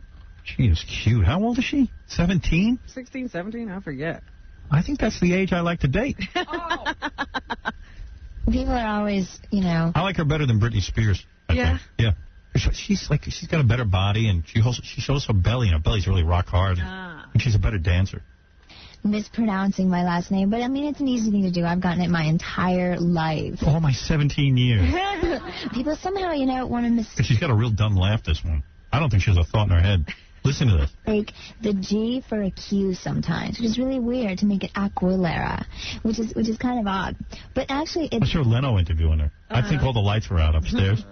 She was laughing, like a Valley Girl laugh. Actually surprising me how people... I hunger for her tongue, though. People are saying it right, actually. But it's cool. It's cool. And how does she come up with her dance moves? Oh, I have a choreographer. His name's Jermaine Brown. He's amazing. He does all the choreography for my shows. Yeah, he's a black man. You know how they dance. They're so good. And then they teach this white girl how to dance. And, he did the choreography for the Genie in a Bottle. That's what I would do. I'd hire a black guy to teach me how to dance. And then I would dance like a black guy, or as close as I could get. That's what Britney Spears... They were showing her preparing her dance moves. Oh, Disney was doing a retrospective on her this week. Yeah, so they were showing, you see a big black guy teaching her how to dance. The funniest goddamn thing you ever saw. Video, but I do incorporate my little hip movements, too. It's all about the hips. You hear that laugh? That's the laugh you're talking the about? retard laugh. And I love here she tells us that what she thinks of her sudden success. It's absolutely amazing. I mean, this is something that I wanted forever, and you can hope that, being a debut artist and having your first single out there, that it's going to do well. But to rise so quickly up the charts and to get to the #1 position, and you think she's banged guys yet? Consistently for 5 weeks now. It's amazing. I don't believe she's 18. It was I bet she's 30. Thrill. It is a thrill to have been able to do that, and it's a blessing. I'm really, really excited. And how did she find out she had hit #1? We actually knew we were going to go #1 on a chart. She's already a we. Yeah. A particular chart I'm that a corporation, we didn't know which one it was going to be. And the Hot 100, of course, was the biggest chart. And I was, amazed whenever I found out. The phone in my living room wasn't working, so I ran to the bathroom to answer the phone. And I was sitting on the bathtub, right, on the edge of the bathtub, and I almost, fell backwards. I fell in with the radio. I electrocuted myself. Crap. Enough of her. Well, that's what's happening. Thank you, Robin. Jackie Penthouse Joke Page Martling. How did you feel when you went to #1 on the charts? Thank you very much. Excellent read. His 79-minute raunchy joke CD, hot dogs and donuts, only $12 plus $4 U.S. shipping. Also on cassette, buy 2, get 1 free. Call 1-800-323-KING. His 3 Wild Oleo CDs also available at all Sam Goodies in the warehouse. For new jokes and filthy 3D joke man, visit jokeland.com. And thanks to MTV for giving us those VMA awards, the tickets to that thing. Also thanks to Planet Hollywood for giving us that special trip to commemorate the new Arnold Schwarzenegger video collection. Brand new TV show this Saturday night again. I'm pretty sure. Coming up this week, we're covering the Video Music Awards and Pam Anderson. We'll see John Popper here tomorrow. Pam Anderson will be here later in the week. A whole bunch of other things. And Pam Anderson. Yeah, and some other things, too. We'll be over at the MTV Awards. That should be fun. Popper and Pam Anderson. It's going to be a great show when we sit there and get ignored by Lauryn Hill, Ricky Martin, 9 Inch Nails, Britney Spears, Madonna, Jennifer Lopez, because they all think they're too good for us. Well, we will cause a disturbance if we're ignored. All right, I'm going to name the people who are going to be at the VMAs. You tell me yes or no who will come over and talk to us. You ready? Okay. Lauryn Hill. No. Ricky Martin. Yes. No. 9 Inch Nails. No. No. Kid Rock. Yes. Britney Spears. No. No. Madonna. No. Jennifer Lopez. No. Yes. No. You say yes? No. I say yes. Pamela Anderson. Yes. Yes. P. Diddy, Puff Daddy. Yes. No. Yes. No. Yes. Janet Jackson. No. No. Mira Sorvino. No. The Blair Witch Cast. Yes. Yes. when we get there. I might just blow my gasket there. Watch out.